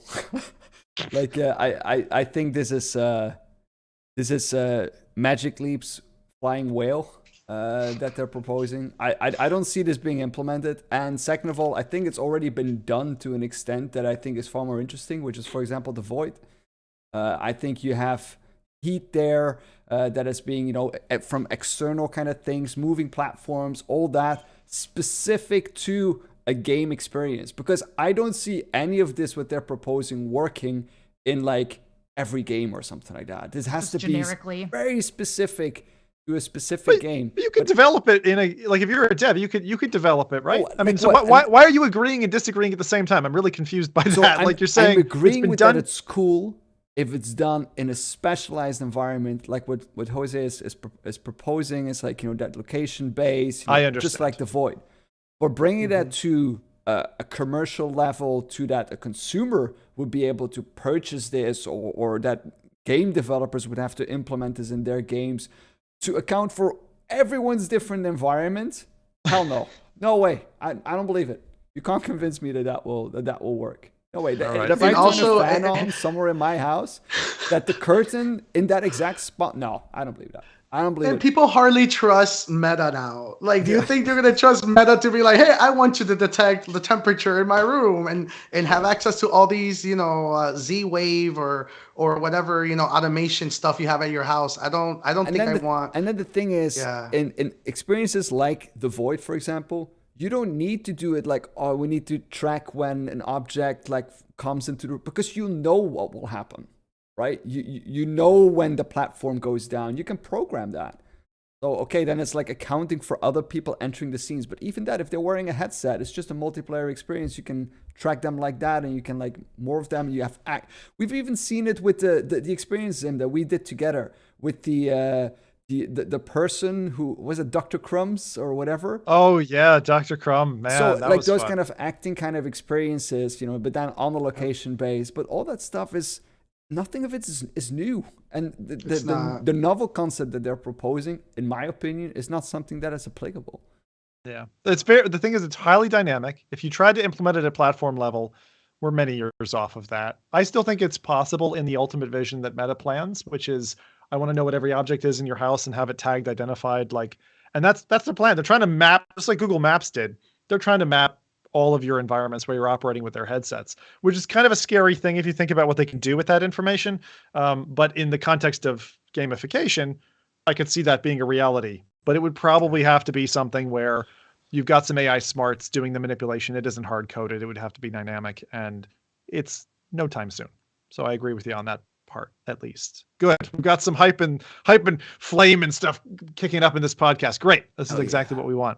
Thank you, Nathy, for sporting us that one. That was a kind of a fun university piece. Let's get on to one of our main topics now. So the Meta Connect recap. It feels like it's been a month, but back on October 11th, Meta unveiled their poorly kept plans for virtual reality. Quest Pro was finally put on stage, albeit missing a few important details in their keynote, and during a bit of an awkward tango between VR besties Mark and Andy. We also learned of Meta's plans for a Quest 3, which Meta expects to be in the range of $300 to $500, but won't be available this year. So I was definitely wrong on my predictions, but I'm more sad that my wallet is going to stay shut this holiday season. For Rich Uncle Pennybags, however, and his kind, that's the name of the Monopoly guy, by the way, Rich Uncle Pennybags, for $1,500 for the Quest Pro, plus let's say $120 for the case, and $50 for the full light blocker. That gives you a kind of starting package total of about $1,670. For Rowdy and I, with tax, for those of us in Canada, that would be 2,600 Canadian dollars. Oh, that's a bit of a price of a sandwich, isn't it? And that's quite a lot. So for Europeans, I would just say thanks to your crashing economy. I mean, ours too, but hey, expect to pay about the same as US dollars in your local currency. And so that was kind of the cost of that. I am going to go into the breakdown of the headset in a little bit. Let me just pause there before I go on to the rest of what came out in Connect in terms of news. Let's answer Jose's question, right? Show of hands here, so to speak, verbally for our audio listeners as well. Who of you have bought in to this expensive headset? I'm guessing Jose, because you asked the question. Yes, sir. Yes, Oh, yes. I am jealous. I'm jealous I'm because super excited about it, man. I think it's hype. What excites you most about it? I know I'm going to go into the detail, but just if you can touch on, quickly, like what would spatial computing. This is the Meta Quest 2 for business, and they really are going after that. They want to create scenarios where you can, a lot of people think that the battery life is a problem, but when you think about it, by law and by regulations, you're not supposed to stay in front of a virtual device for longer than 2 hours. So they decided to go above and beyond and use the battery life to focus on very active spatial, a very active, text clarity, a lot of things behind the scene, encryption, the ability to have a virtual desktop environment. For example, me and my team can now be able to collaborate on a infrastructure that I get as a business owner to control, right? So I get to say, hey, this is the Windows environment. What's up? How many hours a day do they work about on a virtual space. It's all meetings based, right? Nobody ever really. These devices are not at the moment designed for you to work the entire day. They're meant for you to collaborate and have a sense of presence, especially when you work with 3D assets a lot, like amusement products or virtual reality kiosks or booth. Or if you're in the car design industry and you want to share a door handle, things like that. Great. It sounds very silly because gamers see these case studies and they find them dumb. It's stupid. If you're a gamer, you're not going to do any of that. But we are definitely going to have a good conversation in a few minutes. Oh yeah, but I'm going to cut you off for a second because cut me off because I'm getting into the product itself. I was going to say let's just cover off the fundamentals before we go into what is going to be a bright and brimming conversation. So. Yes. Meta Connect, okay. We did get a rundown of some game news. Notably, there was no mention of GTA San Andreas, not a peep. We did hear, however, Iron Man VR, which was a bit of a surprise news coming to the Quest environment. Pop 1 Sandbox coming shortly. Among Us, which Adam mentioned earlier. That's a Shell Games title. Can't wait for that to drop, honestly. And the price of that as well. Awesome. Again, I won't mention some of this stuff because they might be covering it a bit later on. The Walking Dead Saints and Sinners Retribution, that one for me that's going to make my Q4. I can't wait for more Saints and Sinners. It is in my top 5 all-time games. Love that. And Skydance Interactive dropped a naughty little teaser for Behemoth. I think I forgot to drop you a link for this one, Rowdy. If you're able to find it, please do. It's a very impressive trailer. Very impressive. Wow, and teaser. So much reveal. Teaser more than trailer. Sorry if I used that word. But it's coming from the studios behind Saints and Sinners and Archangel. And it really made my skooma addiction flare right up because it looks like a fantasy setting, kind of Skyrim-esque, and man, it looks good. So, Adam, you clearly are interested in that one too. So what got you lit up? Well, mostly the fact that I was like, oh, cool, like a new title, and it's like just title, and then I was like, oh. Those are the kind of But, trailers that I like. Yeah, exactly. I like excited that. for the IP, like, you know, they produce some good work. So there's really nothing we know other than snowy fantasy setting of some sort. Probably gonna be swords, maybe giant monsters. I don't know. We literally know nothing other than the title and maybe some scenery. But I'm still curious. I'm curious at least. I think it was a kind of terrible teaser, but something's coming. Terrible teaser because it puts you on that cliff edge and you have to wait. Well, and you're at That's the terrible MetaConnect, so part. you're expecting like bigger, you know, meatier stuff, and then it just kind of felt a little bit like a slap in the face. But it's interesting. I'm I not see. no denying that it's not interesting. You're like, this could have been a tweet. That's what. Yeah, pretty much. Yeah. Got it. Okay. Well, the other thing that we learned, more development studios are getting sucked into the vortex, with Meta picking up 2 different studios, Camouflage and Armature Studios. So that's the creators behind Iron Man VR, answering the question of, hang on a second, how did you break from the PlayStation single platform release that Iron Man had before, and Resident Evil 4 VR, who had huge success in the last year.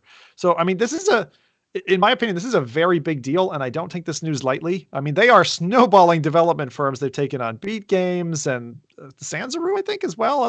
Other firms. It's bad. So it's obviously a winning play, but I'm a little nervous that this is heading in the realm of like Monopoly. You know, they're going to have so many first-party studios that, as a gamer, it's going to be hard to say no to. That's a tough one. But perhaps the biggest news we saw was Satya Nadella, executive chairman and CEO of Microsoft, in a huge surprise, appearing next to Mark Zuckerberg for like an avalanche of partnership news. So in the short term, we can expect Xbox's cloud gaming offering coming to Quest 2. Again, I'd say a welcome surprise for most gamers, as well as a wide array of Microsoft Office apps coming to the Quest platform. So again, absolutely gargantuan. I know a lot of, I'll call them millennials or whatever, don't realize this about Microsoft. They were the top, right? They are a giant. And they've generally stayed back from VR. But when the CV1 launched, there was a partnership to bring an Xbox controller in every box with the Rift, which was Oculus's first consumer headset. And for those of you who are really new, Meta, previously, Facebook, previously Oculus, not to confuse you, right? We're all talking about the same kind of company here. But they're now rekindling an old flame. It looks like an easy path to revenue for Microsoft, expanded control for the new world that Meta is envisaging and building, and having 2 massive companies join up and attempt to share reins of the metaverse.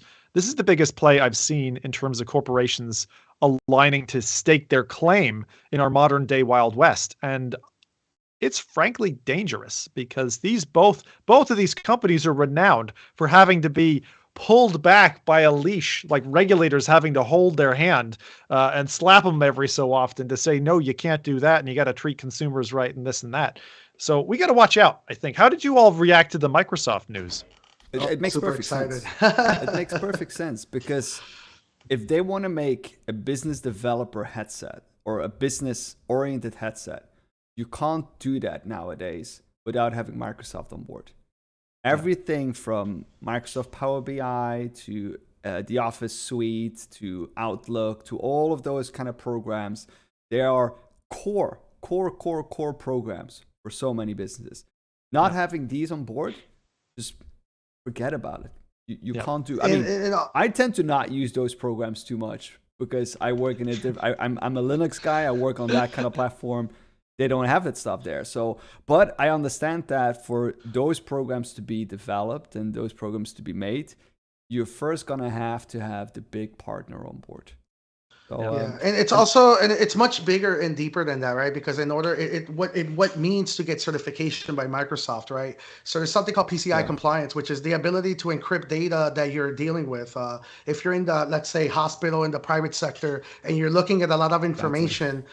Right now with VR headsets and XR, you can really tap into these view inputs, right? So by Microsoft coming in, they're pretty much saying, hey, these now easily tappable hardware, APIs that exist can now be encrypted. We have now these layers in order to bring in clouding architecture, mobile device management, right? That's the most important thing right now is how do you quality assure 10,000 of these headsets. A lot of people keep talking about the price of the Quest Pro. The Quest Pro is the cheapest XR headset when it comes to business. We're talking about a product that you can expense at $1,500. Usually, a professional equipment technology that goes into this sector starts at $5,000. Right. They're actually taking a huge financial cut on this product. It's just when you look at it from a gaming perspective, it's very difficult to understand and see. When you actually see when you start a business, one of the important things is learning to emphasize not just what you're selling, but also the energy and the vision through everything that you showcase. Yeah. There's a reason they didn't show San Andreas, but they showed Iron Man. Think about what Iron Man represents. Think about augmented reality. Think about spatial computing. Think about what Iron Man himself represents and look at the product that they're selling. This is marketing psychology. So when you start thinking about, I wonder why they're actually acquired a company that developed and is actually thinking about augmented overlays, about bringing in the physical and the digital world. Of course, the guys who developed the Iron Man game, they're probably already developing pass-through APIs to like augment the vision. So there's stuff behind the scenes that's already being worked on. But for me as well, like if you ask me, do I think that the price of the Meta Quest is like too expensive? The Meta Pro is too expensive? Then yes, it's too expensive. But if you ask me again, like, is it too expensive? Then I'll probably say no, it's not too expensive because it depends on what audience you're asking this from. Like if you're asking this for a gaming audience, that indeed, like I saw a lot of the media reporting on like, it's the price of 3 PS5s. Well, yeah, okay. But a car, for example, if you buy a car, it's the price of like, I don't know, like 20 PS5s. It's not logical to make that kind of comparison. And that on the side as well is that I think that because a lot of people are saying like, but they're giving gaming news. Why are they giving gaming news? It's not clear for the consumer. The reason why they're doing that, in my opinion at least, I don't know if that is true, is eventually they want to have a one device, all use case. So whether it's for business, whether it's like your desktop, whether it's for business, whether it's for gaming, whether it's for whatever it is that you normally do or will do in a VR headset, you'll be using one device. And then if you think about it, it's not that expensive because how much do you pay for your desktop, Like all of those kind of things are kind of like connected. So if you're asking me now, like, is it too expensive? At this point, yeah, because there's no... Purchasing also a powerful computer, not just the headset. You're getting the cloud side. Oh, we're okay now. Yeah, okay. So you're getting the cloud-sided computing, right? So that's a cloud-based Windows operating system that it is essentially a computer that you will save your files. You will use normally as a normal computer. It's just that environment is on the cloud. And as these headsets get faster, as the latency gets more advanced, Xbox Live, right? So a lot of people think of Microsoft as they abandoned VR. They never did. They've been involved in VR way more than people would imagine. All of the cloud infrastructure that does like the cloud virtual reality computing, spatial computing, all of that is currently being ran on Azure servers. That is Microsoft. Sony's PlayStation VR, 100%. All of these really cool checkered rendering, all of these cool advanced tools are currently running on Azure networks. So they're not just involved in the space, they're learning of the space. And what happens when Windows 11 Cloud on a VR headset decides to go beyond the 1920 1080p resolution that they're giving you in the virtual space? It just goes full spatial. Right, the headset will be able to do that, and that's what's going to happen. It's not going to. It's more than just infinity screens. You're going to be inside your environment, and that's spatial computing. It's very exciting. I absolutely love, Jose, some of the links that you're making. B, the vision that you have for the future and how you see this. I couldn't agree more completely with both the points you and Rowdy are making. But I did want to hand it over to Adam. How did you react to this? I'm really curious, like how did the news feel for you? What do you think about all this? Honestly, when it came to, at least from Microsoft specifically, it made sense to me because I feel like they've sort of dipped a toe in and clearly have shown their interest, but I don't know, behind the scenes if it's like a time or a resources thing, but they're kind of like, screw it. This company is pushing VR forward, knows a lot more in that sense than we do. Just work with someone who knows what they're doing. Not that Microsoft doesn't know what they're doing, but like it just makes sense to like just go with someone who's already kind of doing the thing and latch on with a partnership or whatnot there. Yeah. So Yep. And especially because like everyone said, they are working on more of a businessy, officey sense. Then everybody knows about. Well, I don't know. I don't want to say everybody knows about Microsoft tools, but I assume most people do. So it makes sense. All the boring people do. Yes, we all know. We're it. not ready. Yeah. But age thing. I feel like it's been a combination. It's a marriage I wasn't expecting to happen this soon. And just to see them make that gigantic power play is like, wow, they're catching it when people aren't expecting us to catch it. Yeah. And there won't be many people asking questions. And before long, they'll have such momentum that, who's gonna go up against that partnership? Honestly, it's kind of like them holding hands, bracing. I forget what that game is called where you're running through the arms of people in a field, but it's like bracing for the impact that Apple's inevitably going to have. You know what's really funny Red Rover. is that Red Rover's the game.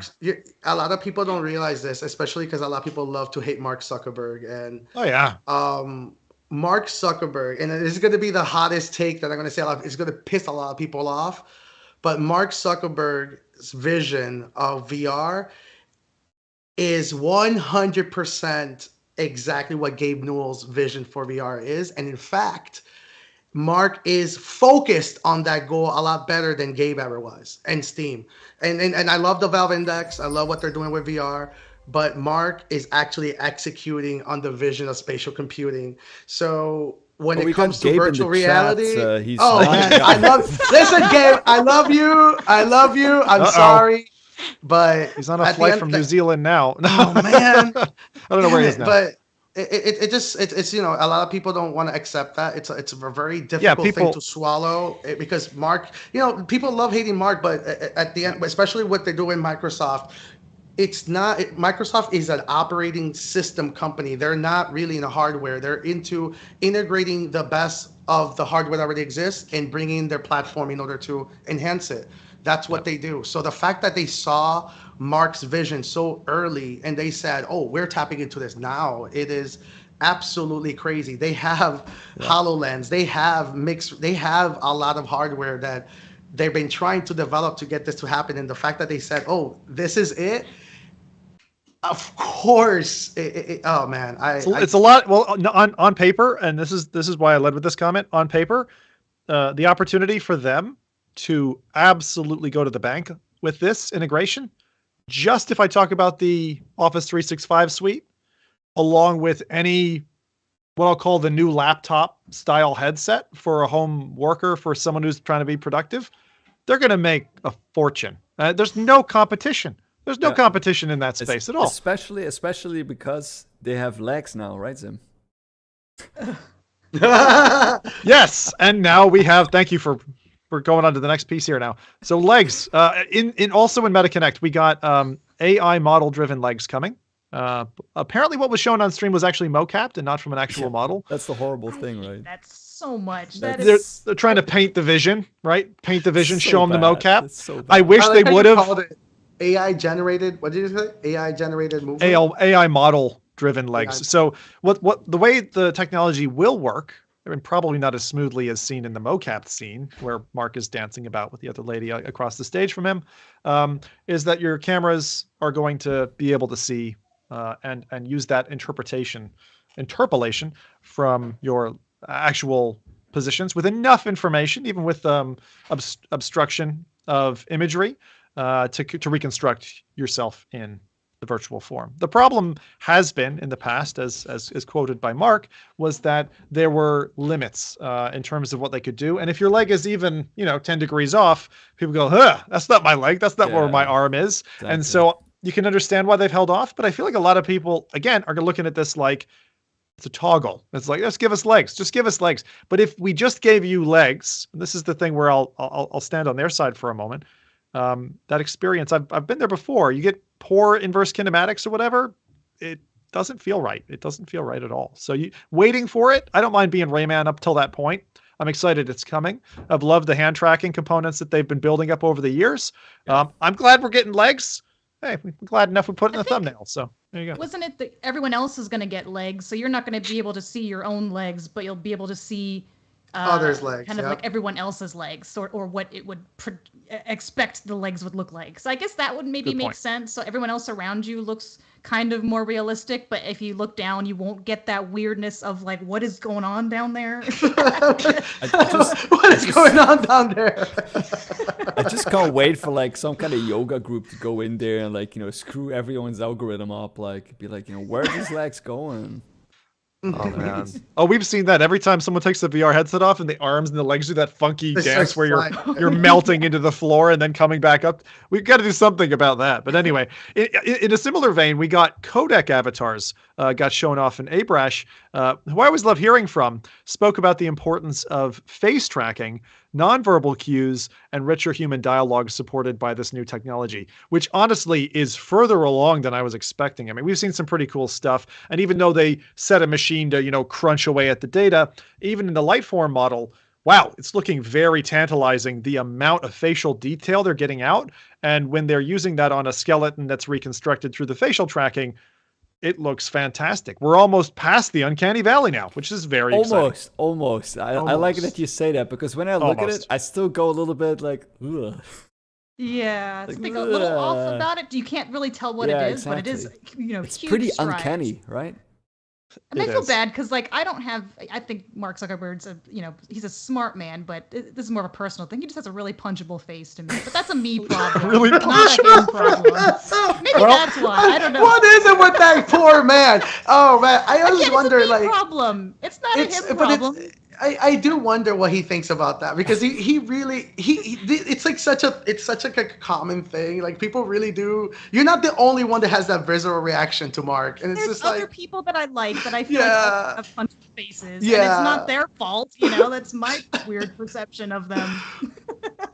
Yeah, no, that's very true. But I would definitely say that we're gonna have to hold Adam back once Connect becomes physical again, and we're there with Mark on stage, and we're holding her back. He's training. Have you not seen the viral video where he's like MMA training? No, yeah. Oh no, he's fit. Super impressive. Yeah. Like, there's a video of Mark actually fighting in an MMA like sparring match. Yeah. No, he likes his wrestling for sure, and sparring, and all kinds of different things. But I would just say this: this is probably the least human Connect that we've had. Before I get onto the details about the Quest Pro, so in particular, Carmack touched on a whole slew of points. I watched this whole show before they cut him off, which was quite sad because he clearly had more to go on, and they're like, "Nope, we got to pull you off stage. Sorry, your slot's done." But he felt like a caged animal. He felt he was behind an avatar the whole time. They didn't even show his real face, not even on film. He was locked behind this avatar, which might have been his choosing. Maybe he just didn't want to shave that day or whatever. I don't know. But I have to say, having stood, a foot or two away from Carmack in the halls in San Jose, it is a far-flung remove now to have Carmack be put in that. Now, I'm fine with Zuckerberg being in the format that they've chosen. This kind of fixed, very corporate, very clean, surgical presentation. Fine. Give me Zuckerberg like that, like a canned tuna any day. But don't take my Carmack and can my Carmack. Like, I don't want canned Carmack. It doesn't taste nice, right? So that's my feedback from Connect, which was otherwise a lovely show. They've really banged the whole Apple thing, the themes, the graphical accents, the website. It's all great. I think it's all great. It's really well done as a showcase, as a keynote.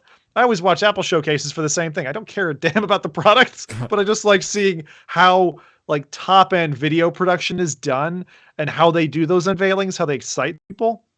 Yeah. So I think that Meta's nailed it in that camp. Did you see the presentation live? Like in VR, sorry. In VR, I did not do it because I've had bad experiences in past years. How did that go? It was actually wonderful. That's actually one thing that I wanted to bring up was the production. What they did for this Connect was remarkable. If you were in a VR headset, In a lot of Horizons, people right? in That's where you Horizons, went. yeah, Yeah. yeah. They actually had like a really dope venue where the actual when the logo showed up, the actual you actually started flying towards the actual screen. So everybody in the coexistent space flew it like pretty much what the presentation was showing you was actually happening to VR users in real time Ah, and announcing the date. Maybe that was the intention. They were like, and they probably realized the infrastructure wasn't ready for that. But I'm going to say it right now. This is going to be a FReality bet that I'm going to make. I don't think Connect will ever be coming back to in presence again. And they're going to be doubling down in virtual presence. And it's going to, I think the next year's one is going to be probably the first one that's going to be VR only. And Mark's original vision, that crazy presentation where he had everybody in that VR headset that became like a meme that scared people, it's going to happen. The only difference is that's going to be everybody in their homes, and you're not going to see that. It's everybody going to be on a VR headset, and that's going to change everything. and I get it, I mean, and I get they have to because they've banked it. I still think it's too early. I think they've because my thing is, Yeah. the reason that I watched it, I would have liked to experience it in VR because I feel like, yeah, it would have been made for it perfectly. But realistically, hey, I'm working, I'm multitasking while I'm watching this thing, so I want to be able to have it up on a screen while I can do other things. And until That's why we you want get the a headsets that's why that you are want good a enough, business headset with multiple screens, and you no longer need a laptop. When we They're get going to there. double down. They're going to double down on this. I guarantee you, if they have now that they have the Quest line and then the Pro line, I can see the Connect going VR only. I think I'm going to say that. Yeah. Yeah, and I wouldn't be surprised if we didn't see them come back to physical because of the logistics, the Yeah. cost, what COVID taught them, blah blah blah, and the fact that it's a metaverse company, right? It goes against their actual company completely. If any company is going to be, VR only, metaverse only, then this is going to be them, right? So I hear you, Jose, on that. I'm still a little sad moving away from physical stuff. Before I we don't move know. on, I want the communities to do it. Before you go on, I wanted to say that little part there. Communities should handle celebrations of the space, not companies. I agree. And just like that Dave and Buster's thing, it reminded me of those side gigs that we used to have where indies would showcase in various rooms down hallways and stuff. I love that. That's a great scene. That's where I want to meet people. I don't want to necessarily fly in for the stage. That stuff we can do over the web, no problem. But let's celebrate. I like that word. That's a great word to use there. So before we move on to Quest Pro and what I'll call the nerd specs, any other takeaways from the general MetaConnect show? It was what we you could expected, tell it I was think. I think we covered it not- in detail already. Yeah. Okay. Yeah. Okay. So let me give you, for those who haven't already delved into or sold themselves on Quest Pro, some of the specifics. So Quest Pro has a Snapdragon XR2 Plus chip. First time we've seen that in a headset. It's got pancake lenses, which make it just like pancakes with maple syrup, nice and flat, unless you like them fluffy, in which case, go back to your Quest 2. A fixed head strap, a max refresh rate of 90 hertz. Surprised me a little bit because the Quest 2 can go up to 120. They capped it, obviously, for a reason. Slightly more pixels per eye than Quest 2, but those pixels are used better because you don't have to have the single fixed panel. Better lens clarity as per those pancakes. So getting away from Fresnel lenses and moving to pancakes is going to give us back that clarity we had in the DK2 days, which I miss. Also, the panels offer better blacks and the controllers are self-tracked and everything has a bloody camera. I mean, we got double the Quest 2's RAM from 6 to 12 gigabytes. And you can see that they went all out for this enterprise-focused headset. To answer the question, I suppose, that we were spinning around the table about the price, with the sheer amount of tech they're packing into this thing, I see why it costs as much as it does. So I won't call it expensive. It's just a lot of money. And sometimes you find yourself not able to just put that money out. I'm super excited for the device. Yes, I want one, but I didn't fork out for one yet. I'm holding out for other things that I have to spend money on. So the device has eye-tracked foveated rendering, right? You might remember fixed foveated rendering from the Go, where what was in the center of your vision was sharper, and at the edges, the periphery was blurred. Eye-tracked foveated rendering does a similar thing, except for it's not fixed in frame. As your eyes move, the in sharp detail part moves with your eyeballs, which is pretty cool. I haven't seen that in a headset myself personally. I'd love to actually try that out soon. The IPD range is cited as 55 to 75 nanometers with a smooth change, so stepless adjustments. It's not this 3-clonk adjustment that we have on the Quest 2. It's got 3D color pass-through, so it's not mono, but it's actually 3D color pass-through. Color, of course, coming in. From what I've heard, it's relatively desaturated, not quite true to life, but it's not black and white anymore, so that's a good step up. But I did want to differentiate between that and, let's say, Pico's mono image that we have with full color pass-through for the headset we'll talk about in a little bit. It's got the eye tracking. It's got the face tracking. It's got 3 microphones. So we've moved in headset variations from 1 to 2 to 3.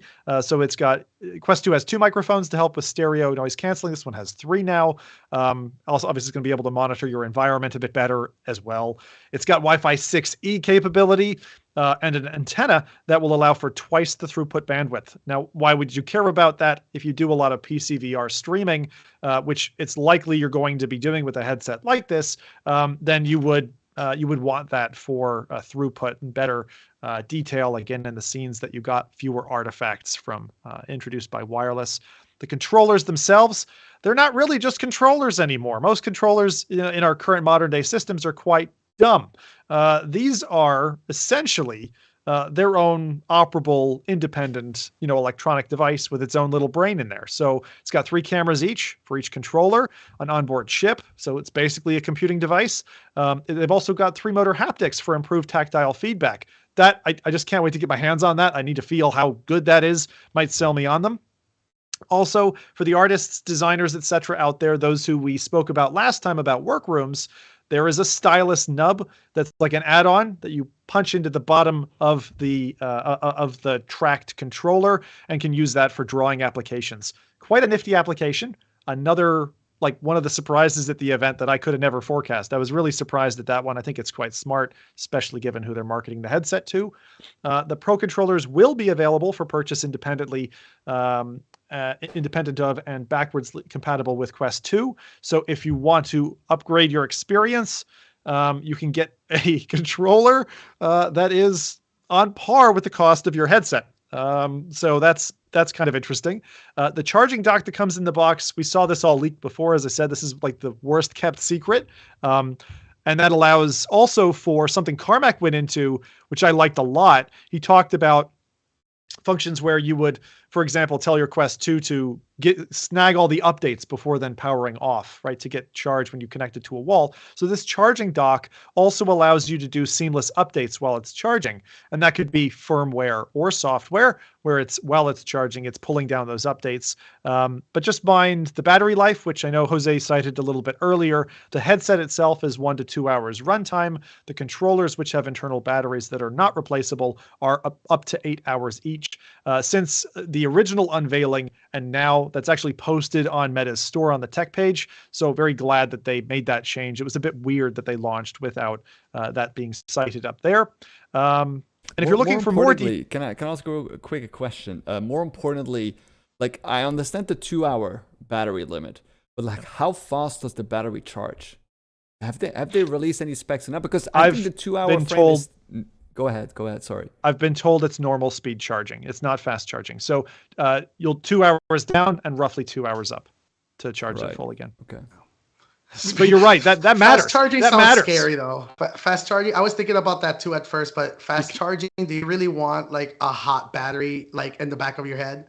No, but more importantly, I want it to charge fast. I don't want anything else. Yeah. That's exactly. Jose, I was thinking the exact same thing. Like, I'm nervous enough just putting a battery strapped to my brain, let alone a mobile phone battery being right in front of my eyes. Well, what I would do, for example, is I would wear the headset for 2 hours to do work on, take the headset off, and then have an option to charge it fast, so that within half an hour I get another 2 hours. Right. And that's the premise of fast charging. You see it in a lot of mobile phone companies, for example. I'm sure that's a future for them. But like Jose, I think they probably chose specifically to play it careful this time. Yeah, it's scary, man. It's really scary. Like I don't know if you ever use like a Focus 3, but that one, like the fan is like running at 100% in order to ensure that that thing doesn't get hot. And when you play a lot of PCVR, it gets when you use it beyond what they expect somebody to use a VR headset for, you start hitting like the 12-hour range. It's scary. It gets very dicey when you start hearing like the chiming smells of the metal. It's like, I should probably take off this headset and put it next to a fan. So I do want to touch on something here. So just to mention this too. So in chat, Wolf Raza was saying, and what about power banks? Quest is only a couple hours, and I just hook up a phone power bank to grab like 4 or 5 hours. Why is this a hangout point? So Wolf and like everybody else who's wondering this, I think the one of the problems is with the package that you get with your $1,500 spent and whatever else accessories you get with the thing is you can have the headset and you can connect it to a battery in your pocket or something like that, right? So you can do that. You can externally continue to keep it charged. With the internal batteries on the controllers, however, so a really strange decision was that they would include only one charging cable for the controllers. And I think the reason is, look, let's not include two, because most people aren't going to use the charging controllers. They're going to use the dock. So let's just include one. But I feel like 0 or 2 would have been the right numbers, and including 1 is a bit odd because it's like, what, I'm going to charge 1 and then maybe the next day remember to plug the next one. It's just strange. Bit of a weird choice. But if you want to be like Zim was back when the Vive released, you would have your headset basically cabled to a battery pack, right? You'd have each of your controllers out, and you'd have charging cables going to your pockets with 2 more battery packs. And you end up looking kind of nutcase, right? Like it's not perfect for your workflow. You have to deal with batteries warming up in your pocket or whatever. It's possible. It's possible, but it's probably not the streamlined experience you want. If you're in an architecture house, if you're in an office somewhere, if you're an artist, and the artist is actually the one that stands out to me the most. Like if you're focused and you're doing, for 7 hours, something creative, and all of a sudden a battery goes out in one of your controllers or both of them, what do you do? You've lost your flow. You're in the mantra. Like it's a real kind of design problem. And I get they didn't design for that use case, but it's just something that I think it's worth thinking about before you press buy, or if you have pressed buy, think about it. Like, am I happy with this? Cool. Then I'll get the headset. Like I said, if I had the money for it, I'd have ordered one personally, because the headset it looks like this ubiquitous like computing solution that's just enough better than the Quest 2 to definitely want it. And most of my sessions aren't 16-hour long, gaming sessions. But and I don't think it would be a problem for me. I just think if someone really is working in VR, like you're a designer or something, and you're working that many hours of the day, that the controllers might be a problem for you. Even the, having to use a battery pack with a headset might be annoyance enough to kind of say, well, why don't I just stick with my Quest? I already got it. I don't have to pay money for that.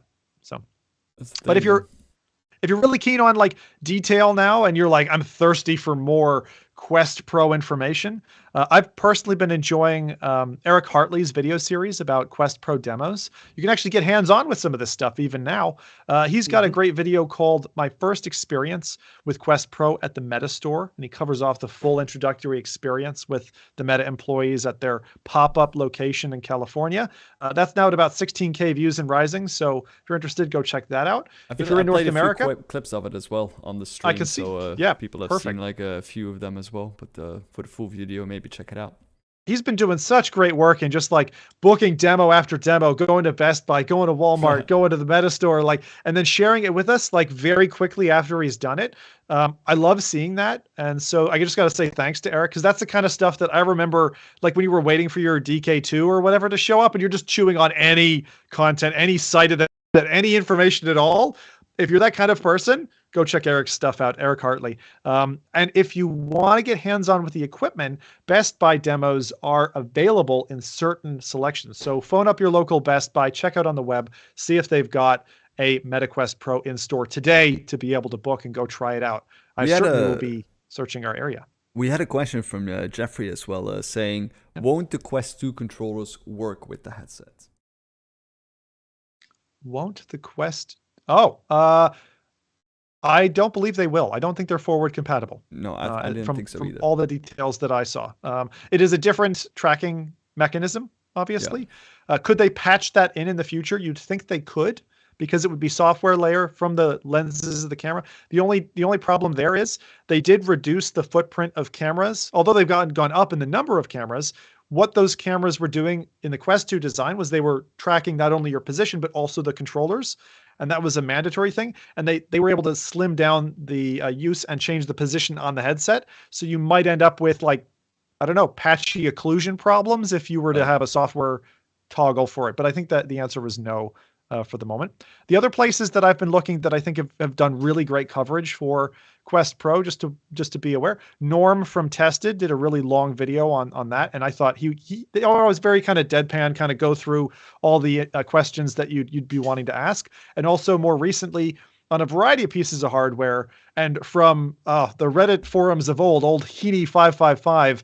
David Heaney from Upload VR has been giving great coverage across all types of headsets, just specific points, and I think he really gets to the point. For me right now, David is Upload with all the purchases that they had, with Ian and David and others that have gone. So keep an eye on those creators as well, and follow them if you don't already. Games wise, we did get some interesting showcases. I think the one that was most interesting from Resolution Games is Demio Color Pass-Through. Color pass-through. This is like exactly what I demonstrated with Tilt 5, this game board AR setup, except for it's in your headset, it's full color, it's Demio, which you love, and it's on your table or whatever. Like, heck yeah, I want that now, right? Like, that sounds These kind of confuse me though, because there were a lot of really cool game showings of like what they've been working on with pass-through once they could finally announce it. But I'm like, I thought it wasn't really necessarily meant to be a gaming headset. But I will say that the mixed reality or pass-through experiences with gaming do look really cool. Like, yeah, being able to have your Demio board like just on your table, which is kind of like Tilt 5e, but like reverse. It makes a lot of sort sense. Yeah. The best part is the social aspect, I think, Adam, for me personally, because if you're sat in a room with your significant other, friends, whatever, right, and you can look across to them or you can see them in your peripheral vision, see the human, but also see the game, that's one of the advantages of AR. And so like what Rowdy's saying, I honestly think, and I'm sorry to the Tilt 5 folks, because I really love what they've been trying to do. I really put them in the Pimax category now. Like, they've got one trick, and the one-trick pony is about to get beaten by the multi-factor printer that can do 16 things, I honestly think. So they need to find like a unique selling point and a price point that's appreciable, with software to go. Otherwise, they're going to have trouble. So, because stuff like this is just coming at us so fast now. And to your point, Adam, as well, like I think this is again Meta trying to show like, that they're wanting to go for an all-in-one headset, like just not only business but gaming, but literally like replacing whatever it is that you're using now in like a single device. Because I think in the future they don't want to have like a gaming headset and they want to have a business headset, but this is kind of like putting the foundation for that kind of vision into like, look, the gaming experience we have, although they're limited, they're there and they show the potential of taking this further. And the business aspect is now the focus, but I think eventually, just as we saw with the filtering out of the Oculus Go, and we saw the filtering out of the Oculus Rift, like you see that kind of merger to that single device that they're pushing out. Yep. And I think that's eventually what's going to happen here as well.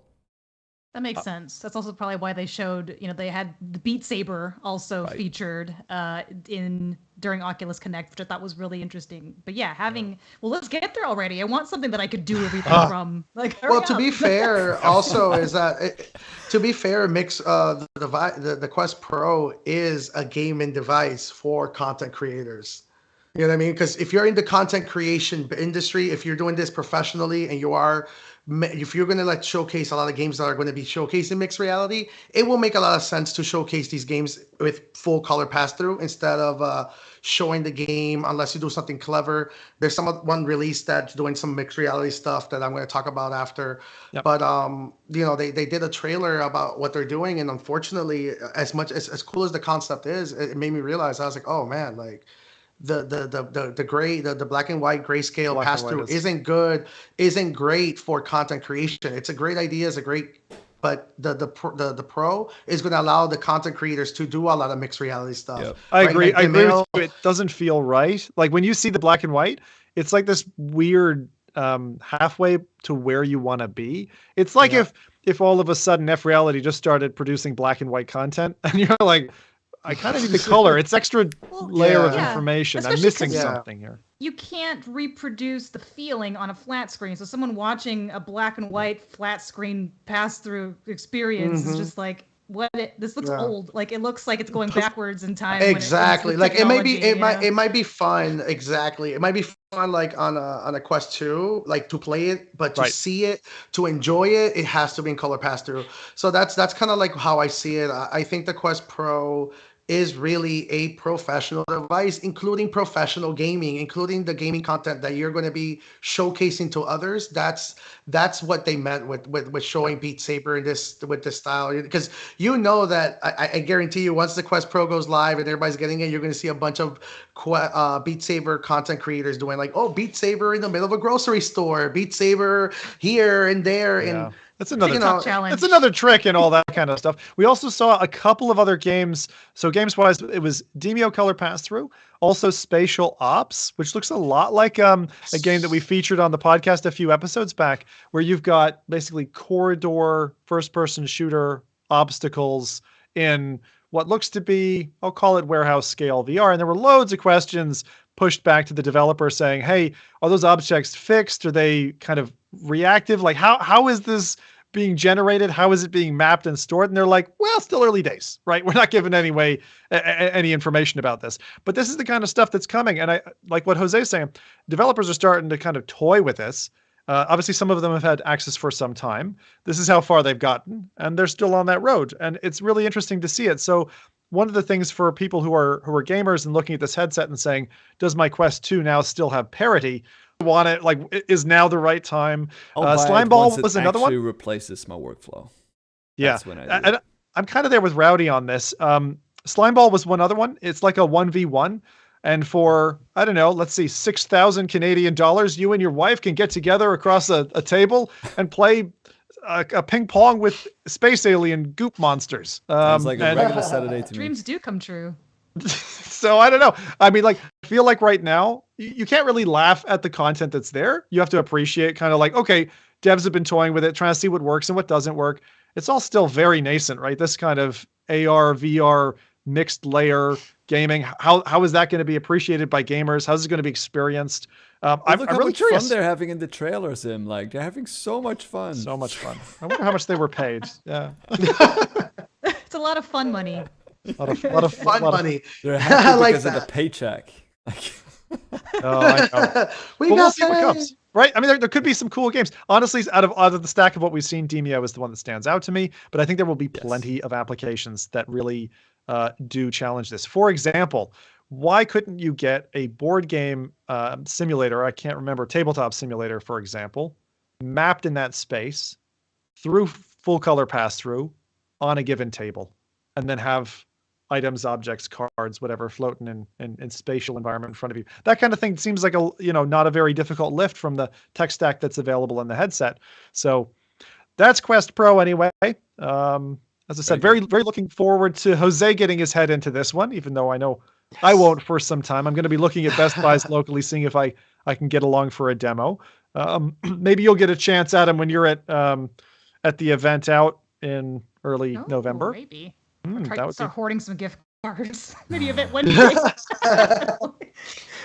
Everyone only give me Best Buy gift cards. I'm just going to collect them until I have enough to pay for it.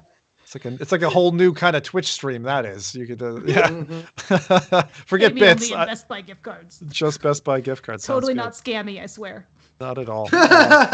So that's the Quest Pro. Any final thoughts before we move to the headset? This form is only being sold to registered businesses, not general day-to-day consumers, right? So this is a business-focused headset, and this is similar to what we saw Vive do a couple of years back. So you've got the base model, the Enterprise, and then the China-only Pico 4 Pro, which is going to be released with 512 gigabytes of storage.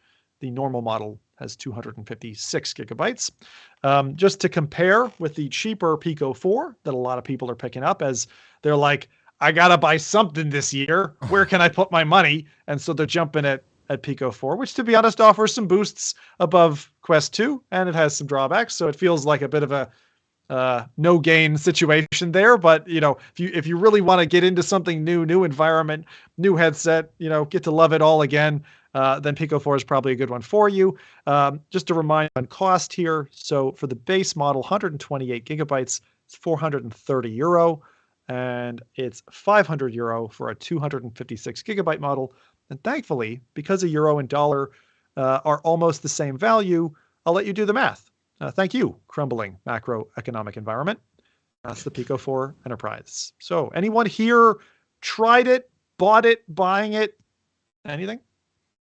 Nope. Probably not. I mean, because they said that, like you said, it's just going to be for, even if you, as a regular consumer, were able to get your hands on one, you wouldn't have access to really a library of anything. So it's just kind of a weird spot where it's like it could have been an interesting middle ground for people that thought Quest Pro's kind of expensive, but they want to maybe play games on it and have the eye tracking and all that. But you're not gonna, as a gamer, be able to do much with it. So it's a weird spot. Yeah. So just to clarify something that I picked up, and then Jose, I'll come to you. The Pico 4 Standard Edition does have the ability to cable to a PC. I hear that it is, I think it's a DisplayPort connection. You can also connect via USB, but USB suffers from compression artifacts, is what I've heard, quite severely, like well beyond what we're used to in Quest 2. But apparently the direct connection is pretty decent for PC VR. So that helps you on the content side. Jose, you were going to... Yeah, that's actually what I was going to add. I do have a demo for the Pico 4 Enterprise in November. I'm going to see some LBE experiences that are being built for it. That's actually what they're looking to do. This is going to be Meta isn't really interested in location-based in commercial use of their headsets, right? They're trying to get people in their houses. So Pico, on the other hand, is very focused on what Vive is doing. HTC has done over the years in the enterprise and side, really in the enterprise side of it all. So they're kind of going after that. They want people to say, hey, you can't use a Quest 2 for this, water slide VR experience, but you can use a Pico 4. So that's kind of where, that's kind of actually one of the demos I'll be trying. I'll be interested in hearing your thoughts in the arcade space, how you think, compared to Vive, if you think this is going to be something better. That'll be interesting. It really sounds like it's a contender. I'll probably go ahead and say it now. It's going to definitely be a very strong contender just based on the lenses themselves, right? Like the current king is the Focus 3. The Focus 3 is pretty much a Quest 2. It is a little bit clocked higher because it's running at the full clock speed. But once again, as I mentioned earlier, the fan is running the entire time. So there's a lot of ergonomic issues that the Pico 4 may have figured out. But I gotta definitely try it myself and see this in a, in a very crazy PC VR environment where you're pushing a lot of bandwidth. Like the DisplayPort connectivity is crazy on its own because wireless display ports are coming, and that's actually a lot of stuff that a lot of people are starting to dabble in through Kickstarter, like the Valve Index. Sorry, when you say wireless display port, you mean communicating to a dongle that goes through a display port? Correct. So there's a lot of real-time encryption layers that are happening that kind of decode graphic video in real time. That's kind of how the Index is working in the wireless module. It's pretty much a box that's decoding the graphics in real time. So if the Pico 4 kind of does this in headset, all you need is a dedicated adapter that's kind of is similar to like the Vive Pro wireless adapter. Yep. And you're going to start seeing 8K high fidelity wireless VR headsets. And yes, it's streaming, but all of the decoding and tracking and all that's happening inside the headset. So we're going to start seeing, I'm ready for this, man. I'm telling you, it's like when you start seeing the layers behind the scenes and what they're kind of doing with these headsets, it's high fidelity PC VR. It's always been PC VR. And we're kind of going all the way full circle into the Index 2. Like that's but we had to. I think we had to. And I think that's what Carmack, that's the same road that Carmack painted. He's like, we've got to do mobile VR if we want to get to the right end state. Yes. And now we're almost coming around the curve, and that's pretty nifty. So like you, I'm very excited for this. I want to correct something that I said because I think I was misleading. Adam, I got your point earlier that the Enterprise is actually, and Chad has corrected me on this as well, it's a separate store, so it doesn't have the same capabilities as the Pico. So if you were thinking to maybe find a way to get a Pico 4 Enterprise, you might want to stop right there and just go for the Pico 4. So thank you for that.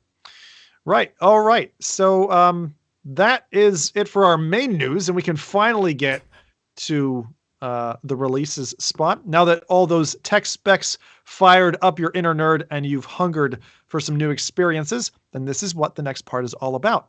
It's about what's new and upcoming. Well, Jose is here to fluff us up and give us the big release we also desperately need. All right. So the first one is we finally got a price for Among Us VR.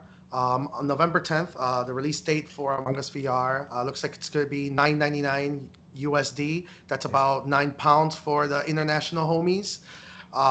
Very excited. I know that they're doing a big splash with community engaging events. I know that they're doing a really dope event where the people are going to be. I can't wait to just see a bunch of content creators go, betray themselves in Among Us VR in a virtual space. So that's definitely the one that kind of caught my attention the most.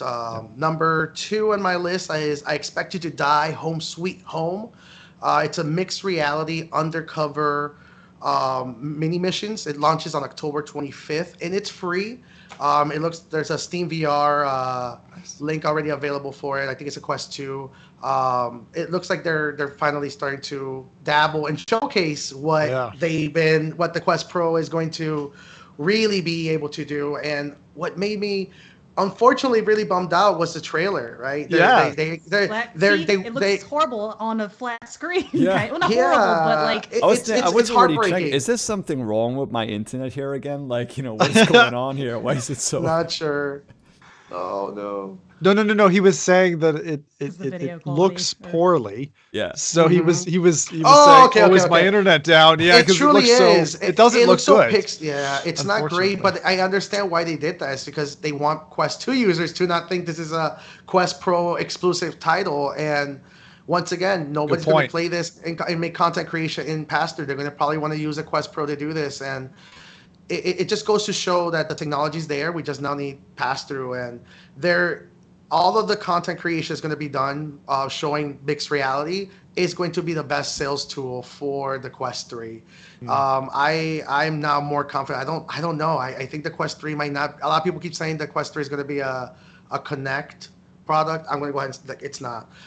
Number 3, Requisition. Wait. What do you mean? What do you mean by that? I think the Quest 3 is going to be here sooner than way before the Meta Connect. I think the Quest 3 might be released maybe I'll be surprised if March of next year, February of next year. It's gonna gut punch the PlayStation VR, especially with sadly it's Bradley's leak, and I know I'm kind of going on a different tangent here. No, it's fine. But it's seeing mixed reality being showcased always makes me think that are they really ignoring gaming the way that we all thinking right now? I'm gonna get on that train with you. I mean, you already know. I thought it should have come out a week ago, right? Or it should have been announced a week ago. But I think without eye and face tracking, and you certainly don't have everything else that comes Facebook-wise. Maybe the future of these devices of gaming is not social, and maybe they're starting to realize that it's just engaging with people, right? We consider multiplayer social, so maybe they're like, hey, maybe eye tracking isn't necessary if people are communicating.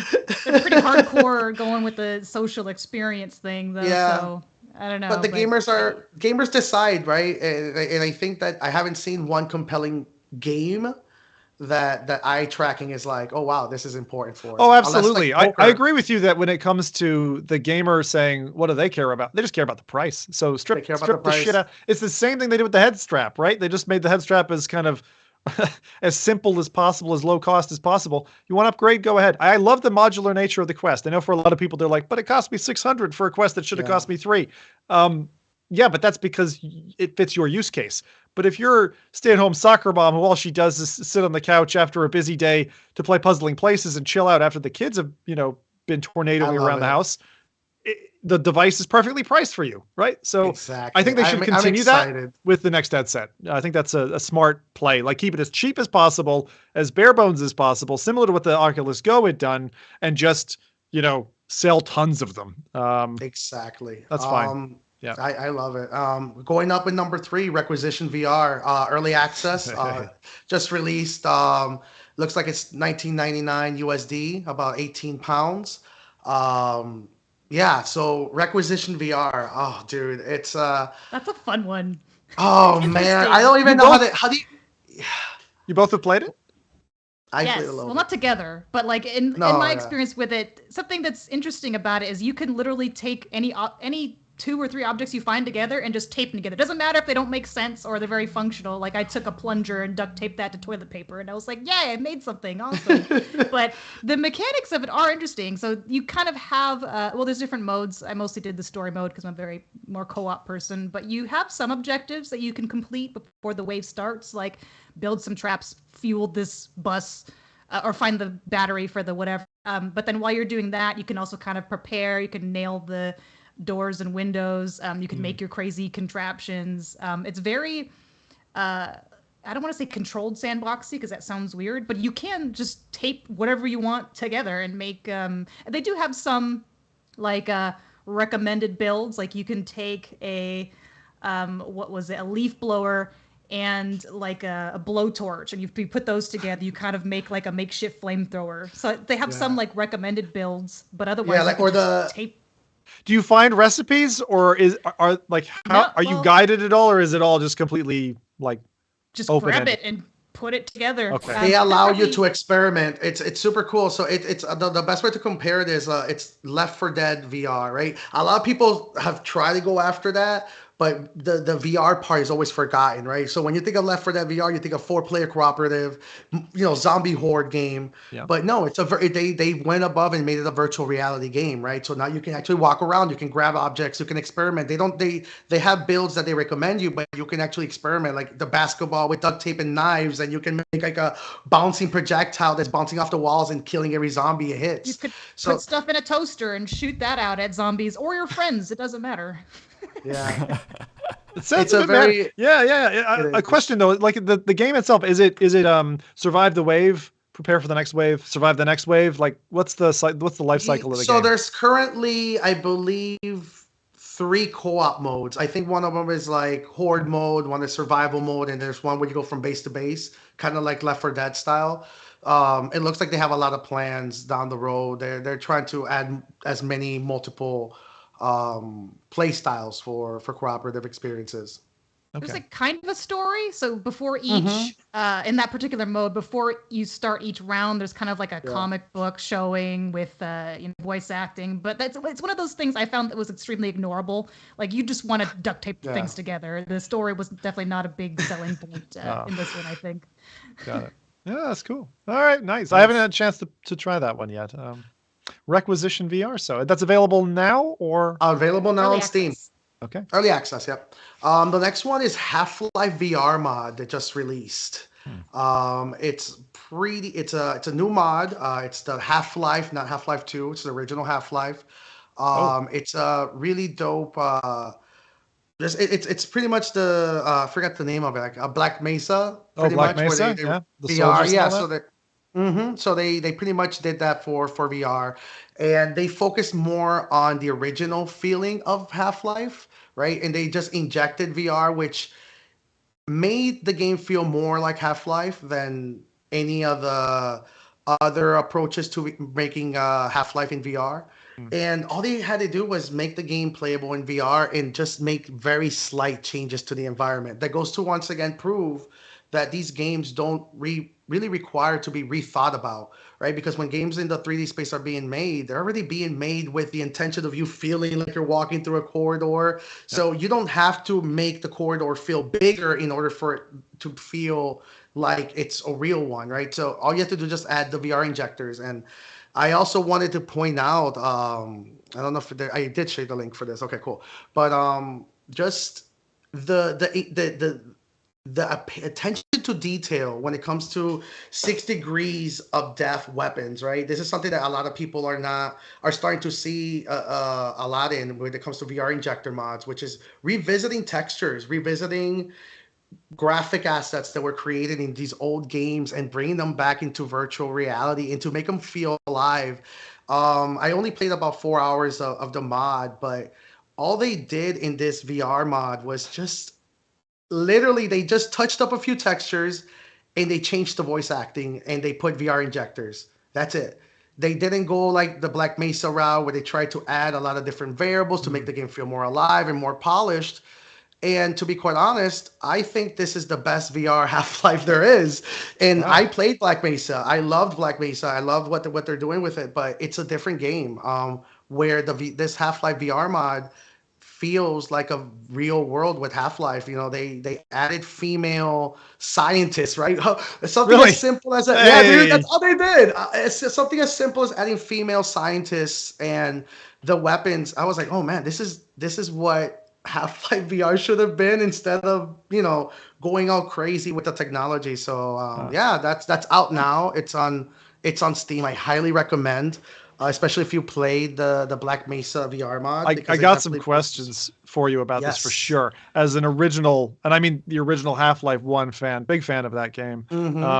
So did you get to play through the section where, for example, the scientists are getting pierced by this giant claw that's smashing through glass? The tentacle. Yes. Yeah, the tentacle. Like the great tentacle scene. Okay. So what they didn't change anything.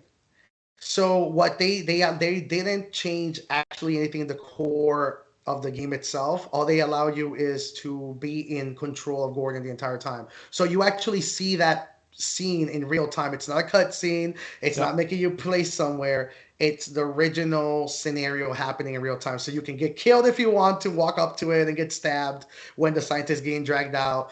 And that's the cool thing about seeing the VR mod scene is like, wow, they actually pulled off a way better VR mod, but just not changing anything. Some of those moments are so like replayable. Like I do not want to get to the bunny hopping Zen levels. Forget all of that junk at the end of the game and even the final boss fight. Forget that. But the first like few hours of Half-Life 1 is really great. So good. And do you remember like taking the artifact or whatever in the cart and that horrible physics? It wasn't physics at the time. It was that horrible cart that skates along and then the electricity comes. I mean, that whole environment, that room where, what do they call it? The event where the chamber. You're in the chamber. Yeah, in the test chamber or whatever it was, and everything falls apart and then the worlds collide. I mean, those are just classic gaming moments. And to be able to feel that is just great. Did you in VR changes up? What's up? Did you play the Half-Life 2 VR mod? Because I'm curious. I mean, obviously one's more older than the other, but as far as the Half-Life 2 VR. Yeah, Half-Life 2 VR mod feels like an actual different game, right? And a lot of people have been saying that. It's a different game. It gives you the energy. It feels more... It's like Half-Life Alyx. Half-Life Alyx doesn't really give me Half-Life energy at all. It's a great game. It's a great story. I love the environments. It reminds me, yes, it invokes a lot of Half-Life, but it's not Half-Life. Playing Half-Life VR felt like Half-Life. I just have a different interface with it. Yeah. And that's exactly, that's exactly what made me, you know, I was originally like, up to recently, I was very like in that school process of maybe VR games should be made from the ground up. But now I'm starting to really reconsider that entirely. It's like, no, I think it's just, VR is still too new to the point that we're still learning what interfacing looks like, and we're just learning to interface with old games, old environments. In Half-Life VR is a great example of that. Lovely. Yeah. That's about it I have this week, guys. Sounds good. Yeah, Jose, well, thanks for taking us back to Half-Life 1. Jeez, was not expecting that for this cast. I know we were talking Half-Life, but for some reason my brain was fixated on one of the other ones. But that's great. I love being pulled back there. I remember playing Quake 2. I remember playing Quake or Half-Life 1, the deathmatch mode in multiplayer on my Quest. You could sideload it back in the day, just a few years ago. Those were all good times. So now it's nearly time for me to find a cyberpunk outfit that'll scrape me past Halloween. So pop any final questions you have into chat now, and I'll blanket you with our regular show times. We live stream every other Saturday on YouTube and Twitch. Show goes live at 10 a.m. Pacific, 1 p.m. Eastern, and 6 p.m. in the UK. If you missed the live cast, well, don't you worry, little Casper. The audio version haunts iTunes, Spotify, and SoundCloud in the week after our live show. Subscribe, hub, like, and DEF CON 5 notifications on to be ready for another battle, and you're all set for the next encounter. All right. Chat, have we got anything there for... Well, I just wanted to say for our audio listeners, so we do have the black and white version, just like the pass-through, available on our YouTube. So, be sure to come and check that out in case you so I know we were talking about it earlier, but, we do have that there. The dramatic... I've done streams in black and white. It gives a totally different vibe. Like, It really kind of brings the emotion through. It's pretty neat, but It's pretty depressing, yeah. It is a bit depressing. Oh, very good. Well, thanks everybody for hanging with us. It was a long cast today. A few hiccups that we had seemed to be internet, so sorry for those, but hey, it happens. Thanks for hanging out. An early happy Halloween from all of us at FReality. Now it's time to take a bow and exit stage right. See you, everybody. Bye-bye. Bye-bye. Bye.